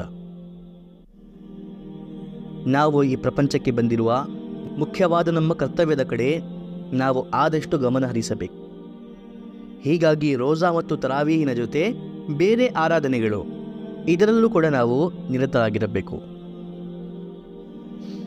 ಸಾಮಾನ್ಯ ದಿನಗಳಲ್ಲಿ ಪವಿತ್ರ ಕುರಾನಿನ ತಿಲಾವತ್ ಮಾಡುವುದಿಲ್ಲ, ಅವಕಾಶ ಸಿಗುವುದಿಲ್ಲ ಎಂದರೆ ಈ ಪವಿತ್ರ ತಿಂಗಳಿನಲ್ಲಿ ಸಮಯ ತೆಗೆದು ನಾವು ಕುರಾನ್ ಓದಬೇಕು. ಸಾಮಾನ್ಯ ದಿನಗಳಲ್ಲಿ ಓದುವ ಅವಕಾಶ ಸಿಗುತ್ತಿದೆ ಎಂದರೆ ಸಾಮಾನ್ಯ ದಿನಗಳಿಂದ ಕೆಲವು ಭಾಗ ಹೆಚ್ಚಿಸಿ ಓದಬೇಕು. ನಮ್ಮ ಪ್ರಿಯ ಪ್ರವಾದಿ ಮುಹಮ್ಮದ್ ಸಲ್ಲಲ್ಲಾಹು ಅಲೈಹಿ ವಸಲ್ಲಂ ರವರು ಈ ತಿಂಗಳಿನಲ್ಲಿ ಹಜರತ್ ಜಿಬ್ರಾಯಿಲ್ ಅಮೀನ್ ರವರ ಜೊತೆ ಕುರಾನಿನ ದೌರ್ ಮಾಡುತ್ತಿದ್ದರು. ನಮ್ಮ ಪ್ರಿಯ ಪ್ರವಾದಿ ಮುಹಮ್ಮದ್ ಸಲ್ಲಲ್ಲಾಹು ಅಲೈಹಿ ವಸಲ್ಲಂ ರವರು ಕುರಾನ್ ಓದುತ್ತಿದ್ದರು, ಹಜರತ್ ಜಿಬ್ರಾಯಿಲ್ ರವರು ಕೇಳುತ್ತಿದ್ದರು. ನಂತರ ಹಜರತ್ ಜಿಬ್ರಾಯಿಲ್ ರವರು ಓದುತ್ತಿದ್ದರು, ನಮ್ಮ ಪ್ರಿಯ ಪ್ರವಾದಿ ಮುಹಮ್ಮದ್ ಸಲ್ಲಲ್ಲಾಹು ಅಲೈಹಿ ವಸಲ್ಲಂ ರವರು ಅವರಿಂದ ಕುರಾನ್ ಕೇಳುತ್ತಿದ್ದರು. ಪ್ರತಿ ವರ್ಷ ನಮ್ಮ ಪ್ರಿಯ ಪ್ರವಾದಿ ಮುಹಮ್ಮದ್ ಸಲ್ಲಲ್ಲಾಹು ಅಲೈಹಿ ವಸಲ್ಲಂ ರವರು ಹಜರತ್ ಜಿಬ್ರಾಯಿಲ್ ರವರೊಂದಿಗೆ ಸಂಪೂರ್ಣ ಕುರಾನ್ ಇದೇ ರೀತಿ ಓದುತ್ತಿದ್ದರು. ಈ ತಿಂಗಳು ಕುರಾನಿನ ಜೊತೆ ವಿಶೇಷ ಸಂಬಂಧವನ್ನು ಹೊಂದಿದೆ. ಇದೇ ತಿಂಗಳಿನಲ್ಲಿ ಸಂಪೂರ್ಣ ಕುರಾನ್ ಲೋಹೆ ಮಹಫೂಜ್ನಲ್ಲಿ ಇರಿಸಲಾಯಿತು, ನಾಜಿಲ್ ಮಾಡಲಾಯಿತು. ಹಾಗೂ ಅದೇ ರೀತಿ ಸಾಮಾನ್ಯ ದಿನಗಳಲ್ಲಿ ನಾವು ಮಾಡದಿಲ್ಲದ ನಫಿಲಿ ಇಬಾದತ್ಗಳಲ್ಲಿ ಕೂಡ ನಾವು ಈ ತಿಂಗಳಿನಲ್ಲಿ ನಿರತರಾಗಿರಬೇಕು. ಉದಾಹರಣೆಗೆ ರಾತ್ರಿಯ ಕೊನೆ ಭಾಗದಲ್ಲಿ ತಹಜುದ್ ಓದುವುದು. ಸೆಹರಿಗಾಗಿ ನಾವು ಅವಶ್ಯವಾಗಿ ಎಚ್ಚರವಾಗುತ್ತೇವೆ. ಕೆಲವು ನಿಮಿಷ ಮುಂಚೆ ಎಚ್ಚರವಾದರೆ ತಹಜುದ್ ಕೂಡ ನಾವು ನಿರ್ವಹಿಸಬಹುದು. ಅದೇ ರೀತಿ ಇಶ್ರಾಫ್, ಚಾಷ್ತ್, ಅವ್ವಾಬೀನ್ ಈ ಎಲ್ಲ ನಫಿಲ್ ನಮಾಜ್ಗಳ ಪಾಲನೆ ಕೂಡ ಮಾಡಬೇಕು. ಹಾಗೂ ವ್ಯರ್ಥ ಕೆಲಸಗಳಿಂದ ತನ್ನನ್ನು ಈ ತಿಂಗಳಿನಲ್ಲಿ ದೂರವಿಡಬೇಕು. ನಮ್ಮ ಅಧಿಕ ಸಮಯವನ್ನು ಅಲ್ಲಾಹನ ಸ್ಮರಣೆಯಲ್ಲಿ ಜಿಕ್ರ್ ಮಾಡುವುದರಲ್ಲಿ ಕಳೆಯಬೇಕು. ಹಾಗೂ ಅದೇ ರೀತಿ ವೀಕ್ಷಕರೇ, ಈ ತಿಂಗಳಿನಲ್ಲಿ ತನ್ನನ್ನು ಪಾಪಗಳಿಂದ ದೂರ ಇಡಬೇಕು. ಕಣ್ಣು ತಪ್ಪನ್ನು ನೋಡಬಾರದು, ಕಿವಿ ತಪ್ಪನ್ನು ಕೇಳಬಾರದು, ಬಾಯಿ ತಪ್ಪನ್ನು ಹೇಳಬಾರದು, ಸುಳ್ಳು, ಗೀಬತ್ ಈ ಎಲ್ಲ ಕಾರ್ಯಗಳಿಂದ ತನ್ನನ್ನು ದೂರ ಇಡಬೇಕು ವೀಕ್ಷಕರೇ. ಹಾಗೂ ಹದೀಸಿನಲ್ಲಿ ನಮ್ಮ ಪ್ರಿಯ ಪ್ರವಾದಿ ಮುಹಮ್ಮದ್ ಸಲ್ಲಲ್ಲಾಹು ಅಲೈಹಿ ವಸಲ್ಲಂ ರವರು ಹೇಳಿದ್ದಾರೆ, ಈ ತಿಂಗಳು ಸಹಾನುಭೂತಿಯ ತಿಂಗಳು, ಪರಸ್ಪರ ಕಾಳಜಿ ವಹಿಸುವ ತಿಂಗಳು. ಹೀಗಾಗಿ ನಮ್ಮಿಂದ ಯಾರಿಗೂ ಯಾವುದೇ ಹಾನಿಯಾಗಬಾರದು. ನಮ್ಮ ಬಾಯಿಂದಾಗಲಿ, ನಮ್ಮ ಕೈಯಿಂದಾಗಲಿ, ನಮ್ಮ ದೇಹದಿಂದಾಗಲಿ, ಯಾವುದೇ ವಿಧಾನಗಳಿಂದಾಗಲಿ ಯಾರಿಗೂ ಯಾವುದೇ ಹಾನಿ ನಮ್ಮಿಂದ ಆಗಬಾರದು ವೀಕ್ಷಕರೇ. ಬದಲಿಗೆ ನಾವು ಬೇರೆ ಅವರಿಂದ ಸಹಾನುಭೂತಿಯ ಕಾರ್ಯಗಳನ್ನು ಮಾಡಬೇಕು. ಬೇರೆ ಅವರ ದುಃಖಗಳು ನಾವು ಹಂಚಿಕೊಳ್ಳಬೇಕು. ಹಾಗೂ ಮುಖ್ಯವಾಗಿ ಹಲಾಲ್ ಜೀವನಾಂಶವನ್ನು ನಾವು ಪಡೆಯಬೇಕು ವೀಕ್ಷಕರೇ. ಈ ತಿಂಗಳಿನಲ್ಲಿ ಹರಾಮಿನ ಒಂದೊಂದು ಕಣದಿಂದಲೂ ನಾವು ದೂರ ಇರಬೇಕು. ಇಲ್ಲದಿದ್ದರೆ ಇದು ವಿಚಿತ್ರವಾಗುತ್ತದೆ. ಒಂದು ವ್ಯಕ್ತಿ ದಿನವಿಡೀ ಉಪವಾಸ ಮಾಡಿ ನಿಷೇಧಿತ ಆಹಾರದಿಂದ ಇಫ್ತಾರ್ ಮಾಡುತ್ತಿದ್ದಾನೆ. ಇದು ನಾಚಿಕೆ ಪಡುವ ವಿಷಯ ಹಾಗೂ ನಮ್ಮ ಉಪವಾಸವನ್ನು ವ್ಯರ್ಥ ಮಾಡುವ ಕಾರ್ಯ. ಸೊ ವೀಕ್ಷಕರೇ, ಈ ಎಲ್ಲ ವಿಷಯಗಳು ಗಮನದಲ್ಲಿಟ್ಟು ಈ ತಿಂಗಳನ್ನು ನಾವು ಕಳೆಯಬೇಕು. ಈ ತಿಂಗಳಿನ ಒಂದು ಕ್ಷಣವೂ ಕೂಡ ನಾವು ವ್ಯರ್ಥ ಮಾಡಬಾರದು. ಯಾವುದಾದರೂ ಒಂದು ಆರಾಧನೆಯ ರೂಪದಲ್ಲಿ ನಾವು ಶಾಶ್ವತವಾಗಿ ತೊಡಗಿರಬೇಕು. ನಮ್ಮ ಕೆಲಸಗಳನ್ನು ಮಾಡುತ್ತಾ ನಾವು ಜಿಕ್ರ್ ಮಾಡಬಹುದು. ಯಾವುದೇ ದೊಡ್ಡ ಜಿಕ್ರ್ ಬರೋದಿಲ್ಲ ಎಂದರೆ ಕನಿಷ್ಠ ಸುಬ್ಹಾನಲ್ಲ ಇದಂತೂ ನಾವು ಇಡೀ ದಿನ ಓದುತ್ತಿರಬಹುದು. ನಂತರ ಇನ್ಶಾಲ್ಲ ನಾವು ಈ ತಿಂಗಳಿನ ಮುಖ್ಯ ಉದ್ದೇಶವನ್ನು ಪಡೆಯುತ್ತೇವೆ. ಹಾಗೂ ನಮ್ಮ ಪ್ರಿಯ ಪ್ರವಾದಿ ಮುಹಮ್ಮದ್ ಸಲ್ಲಲ್ಲಾಹು ಅಲೈಹಿ ವಸಲ್ಲಂ ರವರ ಒಂದು ಹದೀಸ್ ಇದೆ, ಯಾರು ರಂಜಾನ್ ಸರಿಯಾಗಿ ಕಳೆಯುತ್ತಾನೋ, ಅರ್ಥಾತ್ ಅಲ್ಲಾಹನ ಆದೇಶಗಳ ಪಾಲನೆಯಲ್ಲಿ ಅವನ ಸಂಪೂರ್ಣ ವರ್ಷ ಸರಿಯಾಗಿ ಕಳೆಯುತ್ತದೆ. ಇದೇ ರೀತಿ ಉತ್ತಮವಾಗಿ ಶಾಂತಿಯಿಂದ ಕಳೆಯುತ್ತದೆ. ಅಲ್ಲಾಹ್ ಸುಬ್ಹಾನಹು ವ ತಆಲಾ ನಮ್ಮೆಲ್ಲರನ್ನೂ ಈ ರಂಜಾನ್ ತಿಂಗಳನ್ನು ಉತ್ತಮ ರೂಪದಲ್ಲಿ ಕಳೆದು ತನ್ನ ಪಾಪಗಳಿಂದ ಕ್ಷಮೆ ಕೇಳಿಕೊಳ್ಳಲು ಅನುವು ಮಾಡಿಕೊಡಲಿ. ವಮಾ ಅಲೈನಾ ಇಲ್ಲಲ್ ಬಲಾಗ್.